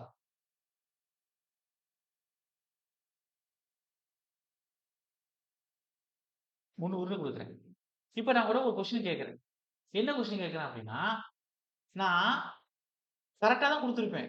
கீழ ஸ்டீல் நான் 4 நம்பர் குடுத்திருக்கேன்னா, அதுக்கான அர்த்தம் என்னன்னா, நானா ஒரு 4 நம்பர் குடுக்கல. ஸ்பேஸ் இருக்கு உள்ளுக்குள்ள உட்கார்ந்துக்குன்னு குடுக்கல. கீழ எந்த அளவுக்கு எனக்கு டென்சைல் ஸ்ட்ரெஸ் வருமோ, அந்த டென்சைல் ஸ்ட்ரெஸ் எடுக்கிறதுக்கு தகுந்த மாரி ஸ்டீல் தான் நான் குடுத்திருக்கேன் டிசைன் பண்ணி. 4 நம்பர் குடுத்திருக்கேன். என்ன டயாமீட்டர்ன்னு கரெக்ட்டா செலக்ட் பண்ணியிருக்கேன். சார் கிளியரா அது? சார் கிளியர் தானே? ஓகே. இப்ப சார் கான்கிரீட் இங்க ஏன் இவ்வளவு இது குடுத்திருக்கேன் அப்படின்னா, நான் சும்மா குடுக்கல கான்கிரீட் இந்த அளவுக்கு. அப்ப 20 newton per MM square concrete stress வருது. அந்த 20 நியூட்டன் பெர் எம்எம் ஸ்கொயர் குடுக்குறதுக்கு நான் இவ்வளவு போர்ஷன் கான்கிரீட் கொட்டுனா தான் மேல இருக்கக்கூடிய கம்ப்ரசிவ் ஸ்ட்ரெஸ் எடுக்குன்னு நான் குடுக்குறேன். சார் கிளியரா? ஓகே தானே? ஓகே. எஸ் ஆனா, நான் என்ன செய்றேன்னா, எனக்கு இந்த இந்த இந்த பீம் இவ்வளவு பெருசா இருக்கிறத நான் விரும்பல. நான் பார்க்கிறதுக்கு அசிங்கமா இருக்கு. உள்ளுக்குள்ள உட்கார்ந்திருக்கும்போது மேல வந்து பீம் வந்து வெளில ப்ரொஜெக்ட் ஆயிருக்குன்னா நமக்கு ரூஃப்ல. பார்க்கிறதுக்கு அசிங்கமா இருக்க மாரி இருக்கு. அப்ப லுக் அப்பியரன்ஸ மாத்துறதுக்கு என்ன செய்றேன்னா, இந்த பீம 300லேருந்து நான் என்ன செய்றேன்னா, 150 எம்எம்க்கு விட்த்த குறைக்கிறேன். பாருங்க. சரி பாதி நான் குறைக்கிறேன். அப்ப 300 இருந்த பீம் இப்ப நீட்டா எனக்கு அழகா இப்படி வந்துருச்சு 150 எம்எம்க்கு. டெப்த்த குறைச்சுட்டேன்னா, டெப்த்த நான் குறைக்கிறேன். 400 தான் வச்சிருக்கேன். அப்ப இந்த டெப்த்த நீங்க குறைக்கணும்னாலும் குறைச்சுக்கலாம். அப்ப உள்ளுக்குள்ள வந்து அதே 4 கம்பி தான் போட்டிருக்கேன். அப்படின்னா என்ன அர்த்தம்? கீழ இருக்கக்கூடிய டென்சைல் ஸ்ட்ரெஸ்ல எந்த ஒரு பிரச்சனையும் நான் எடுக்கல. அது எந்த 4 கம்பி குடுத்து அத நான் எல்லாத்தையும் எடுக்கிற மாரி குடுத்துட்டேன். இங்க 100 எடுக்குது அப்படின்னா, 4 கம்பிய குடுத்து 100 எடுக்கிற மாரி வச்சுட்டேன் நான் ஸ்ட்ரெஸ்ஸ. அப்ப கீழ எனக்கு எந்த பிரச்சனையும் இல்ல. இப்ப கான்கிரீட்ல ஆல்ரெடி 20 இருக்கிறதுக்கு தான் நம்ம என்ன குடுத்து வச்சிருந்தோம்? 20 இருக்கிறதுக்கு என்ன குடுத்து வச்சிருந்தோம்? 300 எம்எம்க்கு வித்துக்கு கான்கிரீட்ட கொட்டி வச்சிருந்தோம். சார் கிளியரா? புரியுதா சார் என்ன? இப்ப Yes, sir. 300 எம்எம் வீட்டுக்கு கான்கிரீட்ட உள்ளுக்குள்ள கொட்டி வச்சிருந்தா தான், என்னால 20 எடுக்க முடியும். இப்ப அது சரிபாதியா வச்சுட்டேன். அப்ப சரிபாதி ஆக்கிட்டேன்னா எனக்கு எவ்வளவு இருக்கும்? 20 எடுக்க வேண்டிய இடத்துல 150 வச்சுட்டேன்னா, ஒரு 10 தான் எடுக்கும். சார் என்ன சொல்ல புரியுதா உங்களுக்கு? ஓகேவா? Yes, அப்ப sir. கான்கிரீட் நான் என்ன சீக்கிரம் ஃபெயிலியர் ஆயிரும். ஃபர்ஸ்ட் ஃபெயிலியர் ஆயிரும். ஏன்னா 10 தான் எடுக்குது 20 எடுக்க வேண்டிய இடத்துல. அப்ப இன்னொரு 10 இருக்கு. அப்ப இன்னொரு 10 எடுக்கிறதுக்கு நான் என்ன செய்றேன்னா, என்னுடைய ஸ்டீல்ங்கிறது எது சார்? எது எதுல ஸ்ட்ராங்கு? கம்ப்ரசிவ்லயும் ஸ்ட்ராங்கு, டென்சைலயும் ஸ்ட்ராங்கு. இங்க மேல And service. 2 கம்பி ஊத்தி குடுக்குறேன் அடிஷனலா. அப்ப இங்க இப்ப நான் குடுக்கக்கூடிய கம்பி வந்து டென்சைல் ஸ்ட்ரெஸ் எடுக்க குடுக்கல. கம்ப்ரசிவ் ஸ்ட்ரெஸ் எடுக்கிறதுக்கு கான்கிரீட் ஹெல்ப்பா கொண்டாந்து குடுக்குறேன். இப்ப இந்த 2 ஸ்டீல் குடுக்குறது வந்து, இந்த கான்கிரீட்டோட எஞ்சி இருக்கக்கூடிய 10 ஸ்ட்ரெஸ் எடுத்துருது. இப்ப டோட்டலா 20 நியூட்டன் பெர் எம்எம் எடுத்துருது. அப்ப எனக்கு சைஸ் 150 சின்னமாயிருச்சு. உள்ள இருக்கிற 20 நியூட்டன் பெர் எம்எம் எடுத்தாச்சு. அதுல 10 கான்கிரீட் எடுக்குது, 10 வந்து ஸ்டீல் எடுக்குது. அப்ப இந்த ஸ்டீல் வந்து என்ன ஸ்ட்ரெஸ் எடுக்கும் அப்டின்னா, கான்கிரீட்டோட கம்ப்ரசிவ் ஸ்ட்ரெஸ் இந்த ஸ்டீல் எடுக்கும். அப்ப உங்களுக்கு கீழ டென்சைல் ஸ்ட்ரெஸ் முழுக்க முழுக்க ஸ்டீல் எடுக்குது. மேல இருக்கக்கூடிய கம்ப்ரசிவ் ஸ்ட்ரெஸ்ஸ கான்கிரீட்டும் எடுக்குறான். அவனுக்கு ஹெல்ப்பா உட்கார்ந்து ஸ்டீலும் எடுக்குறான். இப்ப எனக்கு நீட்டா அழகா ஒரு சின்ன அ டைமென்ஷனுக்கு பீம் வந்து கிடைச்சிருச்சு.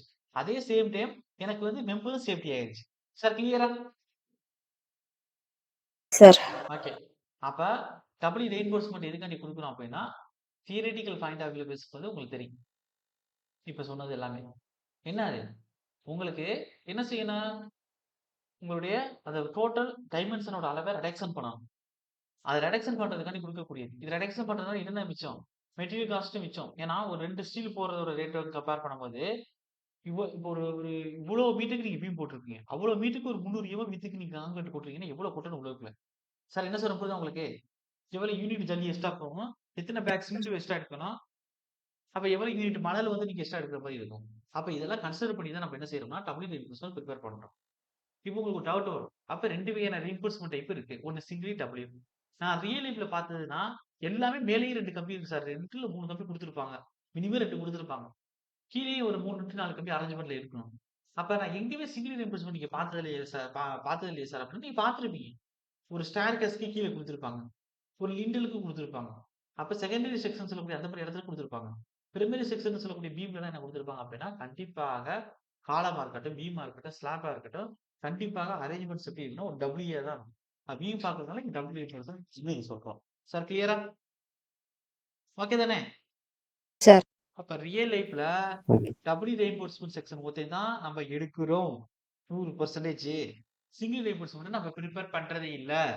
அது ஏன்னா, ஒண்ணு டைமென்ஷன கம்மி பண்ணி காஸ்ட்ட மிச்சப்படுத்துறதுக்காண்டி, லுக் அப்பியரன்ஸ நல்லா ஆக்குறதுக்காண்டி, அஸ்தெடிக் லுக் நேச்சர் நல்லா இருக்கிறதுக்காண்டி. அதே 2வது கண்டிஷன் என்ன சார் அப்டின்னா, அதாவது நமக்கு ஒரு ரெயின்போர்ஸ்மென்ட் அலைன்மென்ட்ங்கிறது கரெக்ட்டான ஒரு அலைன்மென்ட்ல குடுக்கணும். ஒரு ஒரு பீம்க்கு, ஒரு ரெக்டாங்குலர் பீம்க்கோ, ஒரு ஸ்கொயர் பீம்க்கோ அப்டின்னா, அந்த குறிப்பிட்ட வடிவத்த உள்ளுக்குள்ள கொண்டு போய் ரெயின்போர்ஸ்மென்ட் வைக்கிறதுக்கு ஒரு குறிப்பிட்ட ஷேப்ல கொண்டு போய் குடுக்கணும். அதை சேஃபா அலைன்மெண்ட் பண்றதுக்காண்டி நம்ம என்ன கொடுக்குறோம், மேலேயும் கம்பி கொடுக்கணும், கீழேயும் கம்பி கொடுக்கணும். அப்பதான் ஸ்டெடியா நிக்கும். சார் புரியுதா என்ன சொல்றேன் உங்களுக்கு? இல்லாட்டி உங்களுக்கு இதுனா வரும்போது பிரச்சனை ஏற்பட்டுரும். எது சார் வரும்போது பிரச்சனை ஏற்பட்டுரும் அப்படின்னா, நம்மளுடைய சியர் வரும் பொழுது, அங்கே ஸ்டெப்ஸ் குடுக்கும் பொழுது, அது நம்மளே அறியாம சாஞ்சிரும் உள்ளுக்குள்ள. கான்கிரீட் கொட்டும் பொழுது. அப்போ வந்து கரெக்ட்டான சியர் எடுக்காம, சியர் இருக்கிறதுனால அந்த கான்கிரீட் வந்து வெட்டுப்பட்டுரும். எப்படி வந்து ஒரு சட்டையில வந்து ஒரு மூலையில கிழியுது அப்படின்னா, அந்த ஓட்டை வழியா என்ன ஆயிரும் டெவலப் ஆயி சட்டை ஃபுல்லாவே பெருசா கிழிஞ்சிரும். அதே மாரி தான். அப்ப சியர்ங்கிறது அந்த பீம்ல ஏற்படக்கூடிய ஒரு கிழியிற மாரி தான். ஓகே. அப்ப என்ன செஞ்சுன்னா, அந்த அது அது டெவலப் ஆயி அந்த ஸ்ட்ரக்சரே கொலாப்ஸ் பண்ணி விட்டுரும். அது வெதரி கண்டிஷன் சொல்லக்கூடிய வெப்பமோ, முக்கியமா டேமேஜ் பண்ணக்கூடிய நீரோ, அது மூலமா உள்ளுக்குள்ள ஊடுருவும்போது, ஒரு பெரிய ஒரு இம்பாக்ட்ட கிரியேட் பண்ணி, ஸ்ட்ரக்சர் கொலாப்ஸ் ஆயி சீக்கிரமா இந்த வீடு டேமேஜ் ஆயிரும். Sir okay? கிளியர்? ஓகே தானே? சார். ஓகே. இப்ப டப்ளின் ரெயின்போர்ஸ்மென்ட்ட பத்தி சொன்னேன். இப்ப நான் அத பத்தி எழுதுறதுக்கு முன்னாடி, நான் சொன்னது எல்லாருக்கும் புரியுதா? யாருக்கும் டவுட் இருக்கா? டவுட் இருந்தா கேளுங்க. சார். ஓகே தானே சார்? ஓகே. இப்ப நான் உங்களுக்கு ஒண்ணு குடுக்க போறேன். என்ன சார் குடுக்க போறேன் அப்டின்னா, டப்ளின் ரெயின்போர்ஸ்மென்ட்ல பார்ட்லாம் நான் குடுப்பேன். ஆனா exam point of view sir அப்டின்னா, இதுவரை எக்ஸாம்ல கேட்டதுல, இவ்வளவு பெரிய பார்ட்லாவ இனிமே எக்ஸாம்ல கேட்பாங்களான்னு எனக்கு நானு 100% சொல்ல முடியாது. என்னுடைய பிரிடிக்ஷன் படி ஒரு 95% இனிமே கேட்க மாட்டாங்க. இந்த மாரி பெரிய பார்முலா டபுள் ரீஇன்போர்ஸ்மென்ட்ல, மொமெண்ட் ஆஃப் ரெசிஸ்டன்ஸ்க்குனா, ஒரு 5% வேணா ஏதாச்சும் கேட்கலாம். எங்கேயாச்சும் கேட்கணுங்கிறதுக்காண்டி கேட்கலாம். அதுவும் கேட்காமயே போகலாம்.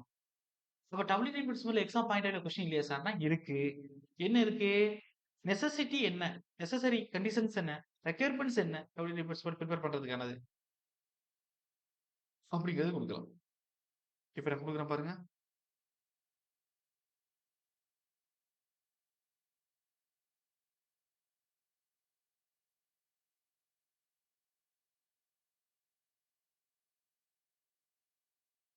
W reinforced beam.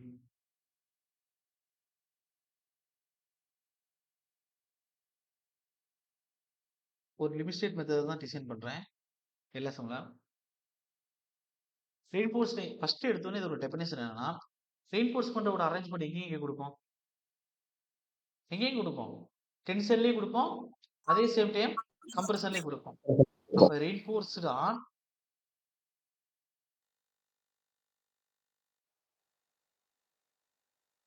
Both tension and compression குடுக்கணும்.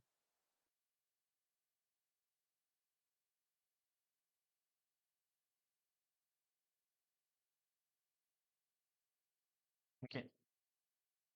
அதுக்கு நெசசிட்டி என்ன? அப்டின்னா, அப்ப நம்ம டெப்த்னா அதாவது டைமென்ஷன் நம்ம ரெஸ்ட்ரிக்ஷன் பண்றோம் அப்டின்னா, இந்த ஆர்க்கிடெக்சரல் பர்ப்பஸ் பாப்பீங்க. அழகழகான பில்டிங்ஸ் தான் குடுத்திருப்பாங்க. தின் சைஸ்ல. பீமு, ஸ்லாப், ரூஃப்னா. அப்ப அந்த மாரி ஆர்க்கிடெக்சர் ஓரியன்டடா அழகுக்கு நல்லா இருக்கும் பாக்குறதுக்கு. சில இடத்துல ஹெட்ரூம் வந்து ஹைட் வந்து ரொம்ப குடுக்கக்கூடாது. பீமே பாதி வந்துருச்சு அப்டின்னா, நம்ம தலையில இடிக்கிற மாரி ஆயிரும். ஹெட்ரூம் டிஸ்டன்ஸ் குடுக்கும்போது. உங்களோட ரூஃபோட டிஸ்டன்ஸ். அந்த ஹெட்ரூம் டிஸ்டன்ஸ்ல நம்ம இது மாரி சைஸ் எல்லாம் கம்மி பண்ணிட்டோம் அப்டின்னா, இன்னும் கொஞ்சம் மிச்சமாயி கொஞ்சம் மேல ஹைட் கூட கிடைக்கும். அப்ப அதுக்கடுத்து நம்ம அ ஒரு சடனா ஒரு இம்பாக்ட் லோட் வருது. எர்த்குவேக்னால லோடு வருது அப்டின்னா, இப்ப யார் மேல உட்கார்ந்திருக்கா? சார் மினிமம் 2 கம்பி குடுத்து வச்சிருக்கோம்ல மேல. யாரு ஸ்டீல் உட்கார்ந்திருக்கா? ஒருவேள சடனா லோட் அதிகரிச்சாலும், கான்கிரீட் இங்க புண்டு உடையறதுக்கான வாய்ப்பு இருக்கா? மேல யார் உட்கார்ந்திருக்கா? ஸ்டீல் உட்கார்ந்திருக்கான். அந்த இருக்கக்கூடிய 2 ஸ்டீல் என்ன செய்வான்? இருக்கக்கூடிய எல்லா கான்கிரீட்டையும் இறுக்கி புடிச்சுக்கும். ஒருவேளை எர்த்குவேக் லோடே வந்தாலும், உடனே உடைஞ்சு விழுகாது. நம்ம அடிஷனலா மேல 2 கம்பி குடுத்து வச்சிருக்கோம். அது 2 கம்பி என்னன்னா சடன் இம்பாக்ட்டோட தாங்கும். அப்ப என்ன செய்யும்? கான்கிரீட் டக்குனு உடனே ஸ்ட்ரெஸ் ரீச் பண்ணாலும், ஸ்டீல் ரீச் பண்ற மாரி தான் நம்ம டிசைன் பண்ணியிருப்போம். எர்த்குவேக் லோட்ல இம்பாக்ட் லோட் சடனா வரும்போது, என்ன ஆகும் உள்ளுக்குள்ள? டக்குனு ஸ்டீல் ரீச் பண்ணி தான் கொஞ்ச நேரத்திலே கான்கிரீட் ரீச் பண்ற மாரி ஆயிரும். எர்த்குவேக் லோட் வரும்போது. அப்ப கான்கிரீட் ரீச் பண்ணாலும் உடனே உடைய விடாது. ஏன்னா 2 கம்பி உட்கார்ந்திருக்கிறதுனால ஃபர்ஸ்ட் குறிப்பிட்ட தூரம் வரை இறுக்கி பிடிச்சுக்கும். அதுக்கப்புறம் தான் அந்த கான்கிரீட் வந்து கொலாப்ஸ் ஆயி உடையுது. சார் ஓகேவா? Yes sir. கன்டினியூஸா ஒரு டி பீம் குடுக்க போறோம்னா, இப்ப அந்த டி பீமோட சைஸே கீழ நீட்டிக்கிட்டு இருக்கும். அப்ப நம்மளோட பீமும் நீட்டிக்கிட்டு இருக்கு அப்டின்னா, அந்த ரூம்குள்ள யாரு ஒரு ஸ்பேஸே இருக்காது. ஃப்ரீ ஸ்பேஸே இருக்காது. அப்ப அந்த மாதிரியான இடத்துல என்ன குடுப்பாங்கன்னா, டபுள்யூ ரீஇன்போர்ஸ்மென்ட் குடுப்பாங்க. ஆக்ஸில் பீமோட டெப்த்த ரிடக்ஷன் பண்ணி, டி பீம் புரொவைட் பண்ணியிருப்பாங்க. அப்ப எழுதிக்கங்க. நெசசிட்டின்னு எழுதிக்கிறங்க.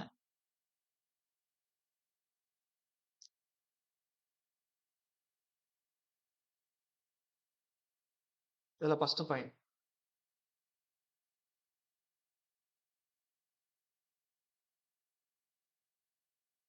To limit the depth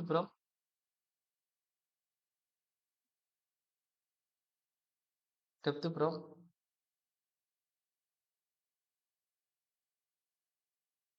architectural consideration architectural consideration அதே ஆர்கிடெக்சர் கன்சிடரேஷனா ஆர்கிடெக்சரல் பில்டிங்ஸ்லாம் பார்த்துருக்கீங்க தானே? எல்லாம் எப்படி கொடுத்துருப்பாங்க? பார்க்கறதுக்கு டிசைன் வந்து நல்லா இருக்கும். எல்லாமே ரொம்ப தின் ஸ்ட்ரக்சரா இருக்கும். ரூஃபு, பீமு எல்லாமே. என்ன சார் புரியுதா சார் உங்களுக்கு? ஓகே கன்சிடரேஷன் அண்ட் அதோட கட்டிடக்கலை அமைப்புனா ரொம்ப நுணுக்கமா இருக்கும். ஆர்கிடெக்சர்னா. அப்புறம் அதுக்கடுத்து ஹெட்ரூம்.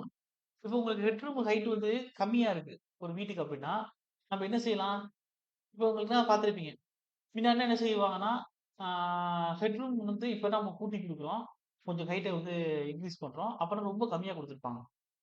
அப்ப அதுலேருந்து ஒரு ஃப்ளோர் எக்ஸ்டெண்ட் பண்ண போறோம் அப்படின்னா, நம்ம பழைய வீட்ட அட்ஜஸ்ட்மென்ட் பண்ணி தான் நம்ம ஃப்ளோர் எக்ஸ்டெண்ட் பண்ணணும். அப்ப எக்ஸ்டெண்ட் பண்ண போறது, நம்ம என்ன செய்யணும் ஹெட்ரூம் அதிகமா கிடைக்கும்போது பழசு பீம் குடுத்துருப்பாங்க. இப்ப என்ன செய்யலாம் நம்ம அந்த பீம் வந்து கொஞ்சம் வந்து சைஸ் வந்து டபுள் எலிவேஷன் குடுத்து ரெஸ்ட்ரிக்ஷன் பண்ணிறலாம். அப்ப அந்த மாரி இடங்கள்ல. அண்ட் பொதுவாவே டபுள் எலிவேஷன் தான் எடுக்கிறோம். இருந்தாலும் சொல்றேன் நான். ஃப்ரம்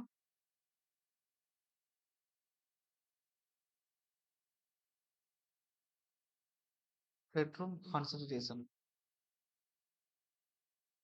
ஒரு சில இடத்துலலாம் பீமே போட மாட்டாங்க. அவங்க வரிசையா வந்து லிண்டல்லாம் ப்ரொவைட் பண்றதுனால சாரி லிண்டல் போடும்போதே வந்து உங்களுக்கு பீம் போட்டுருவாங்க. அ அதுக்கடுத்து உங்களுக்கு வந்து அந்த சன் சைடுலாம் போடும்போது உங்களுக்கு பீம் வந்து குடுத்துருவாங்க. கீழ கீழ வந்து உங்களுக்கு பிளின்த்ல குடுத்துட்டு, அடுத்து பெல்ட் குடுத்துட்டு, அ அதுக்கடுத்து மேல ஒண்ணு குடுத்துருவாங்க. அதிலேயே குடுக்கிறதுனால மேல வந்து பீம் குடுக்க மாட்டாங்க. ஒரு சில கிராமப்புறத்துல கட்டக்கூடிய இடங்கள்லலாம். நீங்க கரெக்ட்டா பெர்ஃபெக்ட்டா கட்டக்கூடிய இடங்கள்ல தான் என்ன குடுத்துருப்பாங்கன்னா, பீமும் ப்ரொவைட் பண்ணியிருப்பாங்க. சரி ஓகே. அப்ப 2வது கண்டிஷன் என்ன சார் அப்டின்னா, எங்க யூஸ் பண்றோம்னா, எர்த்குவேக் லோடு வருது. அப்ப எர்த்குவேக் லோடு வர்ற மாரி நம்ம கன்சிடர் பண்றோம். ஒரு வேள ஒரு வேள ஒரு 100 வருஷத்துக்கு முன்னாடி இந்த இடத்துல எர்த்குவேக் வந்துருச்சுன்னு சொல்றாங்க. இந்த டிஸ்ட்ரிக்ட்ல, இந்த ஊர்லலாம். ஒரு வேள அடுத்து எப்பயாச்சும் வந்துருமோ? 100 வருஷத்துல இதுவரையும் வரல. ஒரு வேள ஃபியூச்சர்ல வந்துருமோ? அப்டின்னு ஒரு பயம் இருக்கு உங்களுக்கு அப்டின்னா, எர்த்குவேக் வந்துச்சுன்னா ஒரு லிமிட்டுக்கு மேல நீங்க என்னதான் டிசைன் பண்ணியிருந்தாலும், சாயில் ரொட்டேட் ஆகி டோட்டலா சைக்ளிக் லோடு வந்து வரும்பொழுது ரிவர்சிபிள் ஸ்ட்ரெஸ் கிரியேட் ஆகி பில்டிங் கொலாப்ஸ் ஆகுறது உண்மை. அதனால நீங்க வந்து எவ்வளவு கட்டினாலும் டயர் ஃபவுண்டேஷன நீங்க குடுத்திருந்தாலும் அ ஆகுறது ஆகுறது தான். ஆனா ஒரு குறிப்பிட்ட லிமிட்டுக்குள்ள எர்த்குவேக் வரும்போது அதுக்கே வீடு உடைஞ்சு விழுந்துறக்கூடாது. உயிர் சேதம் ஏற்பட்டுறக்கூடாது. அதுதான் நம்மளுடைய விஷயம். இல்ல உங்களுக்கு ஹெவி எர்த்குவேக் வந்தாலும் ஒரு குறிப்பிட்ட நிமிஷம் வரையும் குறிப்பிட்ட மினிட்ஸ் வரையும் நமக்கு தாக்கு பிடிக்கணும். அதுல இருக்கக்கூடிய மக்கள் வெளில ஓடுற வரையும். அப்ப அதுக்காண்டி என்ன செய்யணும் அப்டின்னா, ரிவர்சிபிள் ஸ்ட்ரெஸ் கன்சிடர் பண்ணி அடிஷனலா மேல 2 ரெயின்போர்ஸ்மென்ட் குடுக்குறோம். அப்ப 2ஓ 3ஓ குடுக்குறோம். கீழ குடுக்கறதுக்கு தகுந்த மாரி. அப்ப member subject to stress reversal. ஒரு வேள ஃபியூச்சர்ல வருது அப்டின்னா, அந்த மெம்பர கன்சிடர் பண்ணிட்டு இத குடுக்குறது. Double reinforcement. Member subjected to stress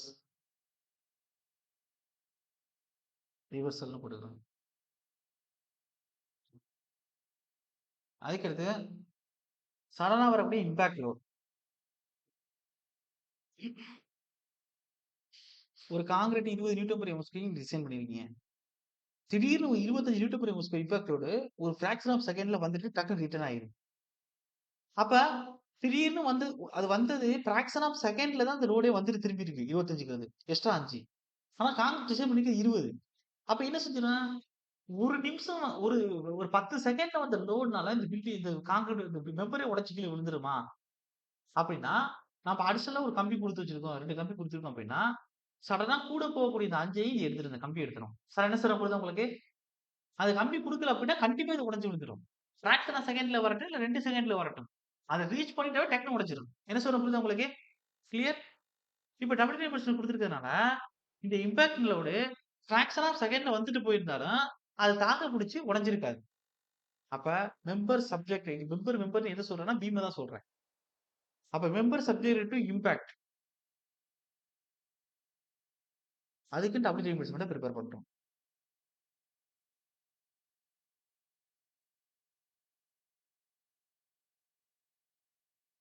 last point.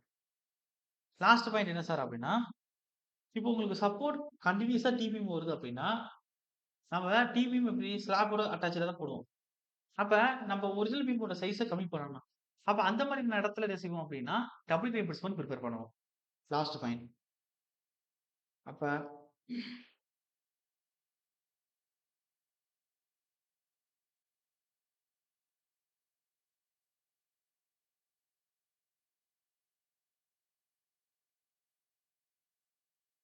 Support of continuous டிபிஎம்ஸ்.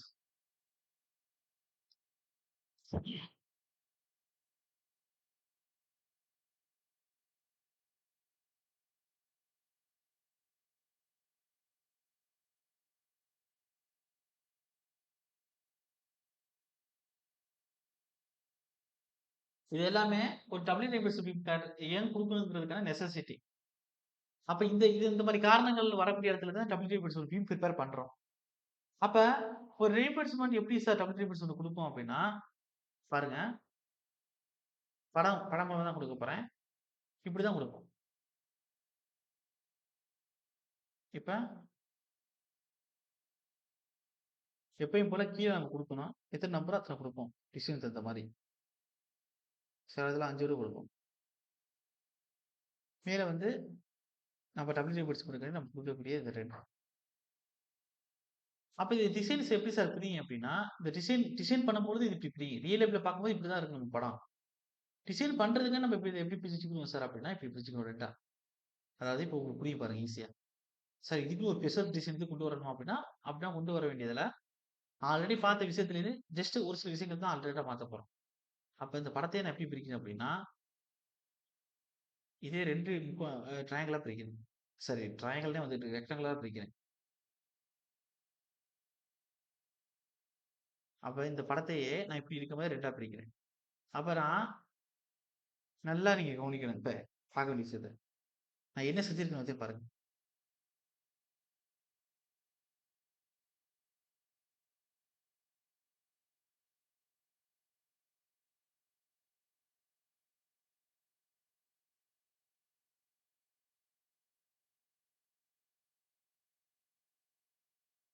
அஞ்சு கம்பி குடுத்துருக்கோம்.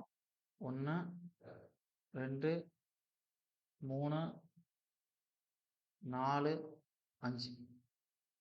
அப்ப இங்க 1, 2, 3 வச்சு ஒரு டிசைன் பண்றேன். மீ மீதி எத்தன இருக்கும்? 2 இருக்கு கீழ. மேல எங்க இருக்கு? இங்க 2 இருக்கு. இப்ப இத ஈக்குவல் பண்ணுங்க. பேலன்ஸ் ஆயிடுச்சான்னு பாருங்க. இது 2யும் கூட்டுறது டிசைன் பர்ப்பஸ்ல. மேல எல்லாம் கூட்டுங்க சார். மேல எல்லாம் கூட்டுங்க. எத்தன வருது? இங்க 2, இங்க 2 இருக்கு. பேலன்ஸ் ஆயிடுச்சு. கீழ இங்க 5 இருக்கு. அப்ப இங்கிட்டு பாருங்க பேலன்ஸ் ஆகுதான்னு.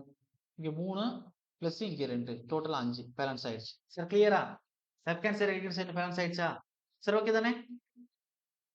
அப்ப டபுள் ரீஇன்போர்ஸ்மென்ட்ங்கிறது அரேஞ்ச்மெண்ட்ஸ் இப்படி தான் இருக்கும். சார் கவனிக்கிறீங்களா? Sir okay. அப்ப அரேஞ்ச்மெண்ட்ஸ் இப்படி தான் இருக்கும். அப்ப ரியல் லைஃப்ல பார்க்கும்போது உங்களுக்கு ஃபர்ஸ்ட் பார்த்த படம் தான் உங்களுக்கு ரியல் லைஃப்ல. டிசைன் பண்ணும்போது என்ன செஞ்சுக்கிறோம்னா, இது 2ஆ பிரிப்போம். குடுத்திருக்கக்கூடிய ரெயின்போர்ஸ்மென்ட்ட 2ஆ பிரிச்சுக்கிட்டு, இப்ப இதுக்கு நீங்க எந்த டிசைன் சார் பிரிஃபர் பண்ணுவீங்க? இந்த படத்துக்கு, இந்த 1வது படத்துக்கு. இதுக்கு முன்னாடி பண்ணியிருப்போமே. என்ன டிசைன் பண்ணியிருப்பீங்க? சார் டக்குன்னு சொல்லுங்க. என்ன Single. டிசைனு? சிங்கிள் ரெயின்போர்ஸ்மென்ட் டிசைன் பண்ணுவீங்க. அப்ப மோட்டார் ஸ்டீலுக்கு என்ன வரும் உங்களுக்கு? 0.87 FOAST இன்டு என்ன வரும்? டி டி மைனஸ் 0.42 Dன்னு வரும் உங்களுக்கு. ஓகே தானே? சார் இப்போ 0.42 XCன்னு வரும். கிளியர் தானே சார்? என்ன சார் புரியுதா உங்களுக்கு? அப்ப இதுக்கு பிரச்சனை இல்ல. Yes, sir. அப்ப இந்த ஸ்டீல் இப்ப மேல அதே மாரி கம்ப்ரஷன் ஜோன், கீழ டென்சைல் ஜோன். அதே மாரி இங்க கம்ப்ரஷன் ஜோன், இங்க டென்சைல் ஜோன். இந்த கம்ப்ரஷன் ஜோன்ல ஸ்டீல் அடிஷனலா புரொவைட் பண்ணியிருக்கோம். ஆனா இங்க உள்ள ஸ்டீல் எத எடுக்கும்? டென்சைலா கம்ப்ரசிவ் வரைக்கும் குடுத்துருக்கோமா? கம்ப்ரசிவ் ஸ்ட்ரெஸ் எடுக்க குடுத்துருக்கு இந்த ஸ்டீல். அப்புறம் அதே Yes. பாட்டம்ல இருக்கக்கூடிய இந்த ஸ்டீல் எது இருக்குன்னா டென்சைல் ஸ்ட்ரெஸ் எடுக்கும். ஓகே. அப்ப உங்களுக்கு இன்னொரு டவுட் வரும். சார் மேல கான்கிரீட்டும் ஸ்டீலும் உட்கார்ந்திருக்கான். அது மாரி கீழ வந்து இதுக்குள்ளயும் கான்கிரீட் தானே சார் உட்கார்ந்திருக்கும். இது ஏதாச்சும் ஸ்ட்ரெஸ் எடுக்குமா சார்னா, இது எந்த ஸ்ட்ரெஸ்ஸும் இருக்காது. சும்மா உட்கார்ந்திருக்கும். ஏன்னா கீழ வந்து இது கரெக்ட்டான பிணைப்புல இருந்தா தானே, மேல இந்த இடத்துல கான்கிரீட்லாம் ஹோல்ட் பண்ணி வச்சுக்க முடியும். சரியான சொல்றேன் புரியுதா உங்களுக்கு? சார் ஓகேவா? Yes, sir. ஓகே. அதுக்காண்டி இருக்கான். இது எந்த ஒரு ஸ்ட்ரெஸ்ஸுமே எடுக்காது. எப்பயுமே டென்சைல் ஜோன்ல இருக்கக்கூடிய கான்கிரீட் எந்த ஒரு ஸ்ட்ரெஸ்ஸுமே எடுக்காது. ஏன் எடுக்காது நீங்க சொல்லுங்க? ஏன் எடுக்காது? டென்சைல் ஜோன்ல என்ன ஸ்ட்ரெஸ் வரும்? Tensile stress டென்சைல் வரும். ஸ்ட்ரெஸ் வரும். அது டென்சைல் ஸ்ட்ரெஸ் நான் 415 கிரேட் போட்டிருப்போம். 415 நியூட்டன் பெர் ஸ்கொயர் எடுக்கணும். கான்கிரீட்டோட ஸ்ட்ரெஸ் என்ன குடுக்குறோம்? மேல டோட்டலா கான்கிரீட்டோட ஸ்ட்ரெஸ் மேல எவ்வளவு குடுத்துருக்கோம்? M20 கிரேட் கான்கிரீட் குடுத்துருக்கோம்னு வச்சுக்கோங்களேன். அப்ப M20 கிரேட்னா அதோட ஸ்ட்ரெஸ் எவ்வளவு எடுக்கும்? எவ்வளவு சார் எடுக்கும்? 20 நியூட்டன் பெர் ஸ்கொயர் இருக்கும். கீழ வரக்கூடிய டென்சைல் ஸ்ட்ரெஸோட வேல்யூ என்ன? கீழ வரக்கூடிய டென்சைல் ஸ்ட்ரெஸோட வேல்யூ என்ன சார்? 415 Newton per square. 20 எங்க இருக்கு? 415 எங்க இருக்கு? நான் என்ன சொல்ல புரியுதா உங்களுக்கு? அதாவது Yes, sir. இந்த கான்கிரீட்ல அழுத்தக்கூடிய ஸ்ட்ரெஸ் மேக்ஸிமம் 20 தான் வருதுன்னு சொல்றாங்க. அதே புடிச்சு இழுக்கக்கூடிய ஸ்ட்ரெஸ் 415 வருதுன்னு சொல்றாங்க நியூட்டன் பெர் ஸ்கொயர். இந்த 415 எடுக்கிறதுக்கு கான்கிரீட்டால முடியாதுங்கிறதுனால தான் ஸ்டீலோட கிளிப் போறோம். ரெயின்போர்ஸ்மென்ட் குடுக்கணும் உள்ளுக்குள்ள. இந்த 20 எடுக்கிறதுக்கு கான்கிரீட்டே போதும். அப்ப கீழ இருக்கக்கூடிய டென்சைல் ஜோன்ல இருக்கக்கூடிய கான்கிரீட் சும்மா தான் உட்கார்ந்திருக்கும். அது எதுவுமே எடுக்காதுன்னு நான் சொல்றேன். சரி ஓகேவா? ஓகேவா? Sir. அப்படியே எடுத்தாலும் 10% தான் எடுக்கும். ஓகே? ஓகே ஞாபகம் வச்சுக்கிருங்க. இப்ப அடுத்து என்ன சார் கொண்டு போறோம் அப்படின்னா, இப்ப டிசைன் பண்ணும்போது ஃபர்ஸ்ட் இருக்கக்கூடிய இந்த 3 ஸ்டீலுக்கும் 3 இன்டு ஏஎஸ்டி கண்டுபிடிக்கணும். இங்க உள்ள 2 ஸ்டீலுக்கு அப்ப ஏஎஸ்டி 1. இங்க 2 இன்டு ஏஎஸ்டி 2ன்னு கண்டுபிடிப்பேன். மேல உள்ளதுக்கு என்ன சார் கண்டுபிடிக்க போறேன்னா, ஏஎஸ்டின்னு சொல்ல மாட்டேன். ஏஎஸ்சின்னு குடுப்பேன். ஏன் இதுவரை ஏஎஸ்டின்னு குடுத்தேன் அப்படின்னா, டென்சைல் ஜோன்ல இருக்கக்கூடிய ஸ்டீலோட ஏரியா. அப்ப இது டென்சைல் ஜோன்ல இருக்கக்கூடிய ஸ்டீலோட ஏரியா ஏஎஸ்டி 1. இதே டென்சைல் ஜோன்ல இருக்கக்கூடிய ஸ்டீலோட ஏரியா ஏஎஸ்டி 1 குடுத்தேன்னா 2ன்னு குடுத்தேன். ஆனா இங்க வந்து எந்த ஜோன்ல இருக்கு ஸ்டீல்? டென்சைல் ஜோன்ல இருக்கா? கம்ப்ரசிவ் ஜோன்ல இருக்கா? Compressive அப்ப zone ல இருக்கு. கம்ப்ரசிவ் ஜோன்ல இருக்கக்கூடிய ஸ்டீலோட ஏரியா ஏஎஸ்சின்னு குடுக்கணும். சார் கிளியரா? ஓகே தானே? சார் புரியுதுல்லங்க? Yes, sir. புரியுது. இப்ப இன்னொரு விஷயம் வரும். இப்ப எவ்வளவு சார் ரெயின்போர்ஸ்மென்ட் குடுக்குறது அப்படின்னா, இப்ப இதுக்குன்னு ஒரு கிராஸ் ஏரியா இருக்கு. இப்ப இந்த பீமுக்குன்னா ஒரு 400க்கு 600ன்னு சும்மா சொல்றேன். 600ன்னு குடுத்துருக்கோம் இந்த பீம் அப்படின்னா, இது ஒரு கிராஸ்ங்கிறது டோட்டல் ஏரியா. 400க்கு 600. இது 2 பிரிக்குனா 24 0 0 0 0 1 2 1 10 100 1000 10,000 லட்சம் 2,40,000 mm2ல ஒரு ஏரியா இருக்கும். Total cross section area. அந்த 2,40,000 mm2க்கு இருக்கக்கூடிய ஏரியாவுல ஸ்டீல் எவ்வளவு குடுக்கணும் சார் அப்படின்னா, ஒரு பீம பொறுத்தவரை டோட்டலா இருக்கக்கூடிய இந்த கிராஸ் ஏரியாவுல 4% ஏரியா அளவுக்கு தான் நம்ம என்ன குடுக்கணும்? ஸ்டீல் குடுக்கணும். 100% 2,40,000னா அதுல 4% நீங்க எடுக்கணும். அப்ப 2,40,000 நீங்க 4% எடுத்தா ஒரு வரும்ல. அப்ப அந்த லிமிட் ஆஃப் வேல்யூல தான் என்ன செய்யணும் நீங்க? ஸ்டீல் குடுக்கணும். மீதி இருக்கக்கூடியதுல என்ன குடுக்கணும்? கான்கிரீட் குடுத்துவிட்டுறணும். சார் கிளியரா? சார் கிளியரா சார்? அப்ப எக்ஸாம்ல கேட்டிருக்காங்க. மேக்ஸிமம் ஏரியா ஆஃப் ரெயின்போர்ஸ்மென்ட் ஒரு பீம்ல எவ்வளவு குடுக்கணும்? அப்படின்னா, மேக்ஸிமமே டோட்டல் கிராஸ் ஏரியாவுல நீங்க 400 தான் இருக்கு சார். 4% தான் எடுக்கணும். எக்ஸாம்ல கேட்ட கொஸ்டின் ரிப்பீட்டட் கொஸ்டின். அப்ப டோட்டல்ல நீங்க 4 தான் எடுக்கணும். 4% தான் எடுக்கணும். அப்ப அந்த பாயிண்ட் எழுதிக்கிறங்க. அதாவது அதாவது என்ன எழுத போறேன் அப்படின்னா, அதாவது maximum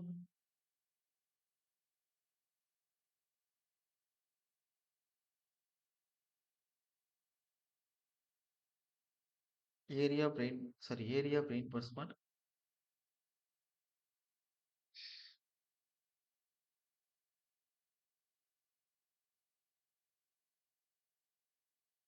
both compression and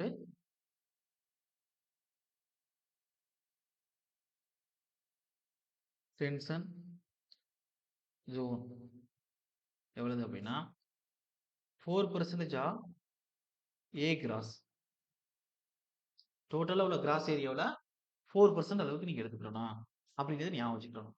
sir clear? Sir okay தானே? ஓகே. அப்ப நம்ம என்ன சார் செய்வோம் அப்படின்னா, நமக்கு நல்லா தெரியும். இது சிங்கிள் ரெயின்போர்ஸரா இருக்கு. இதுக்கு நம்ம என்ன செய்வோம்? மோட் ஆஃப் ரெசிஸ்டன்ஸ் ஈஸியா கண்டுபிடிச்சிருவோம்.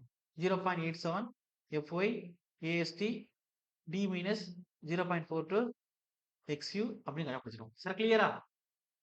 ஓகே தானே? சார் அண்டர் நம்பர்ஸ்னால எக்ஸி லிமிட் நீங்க போட்டுக்கணும், ஞாபகம் வச்சுக்கிறேன். இப்போ இதுக்கு வந்து தான் ஃபார்முலா கண்டுபிடிக்கணும். இதுக்கு ஃபார்முலா கண்டுபிடிக்கிறதுக்கும் கீழே உள்ளதுக்கு நீங்க கண்டுபிடிச்சிருவீங்க. கீழே உள்ளதுக்கு என்ன கண்டுபிடிச்சிருப்பீங்க?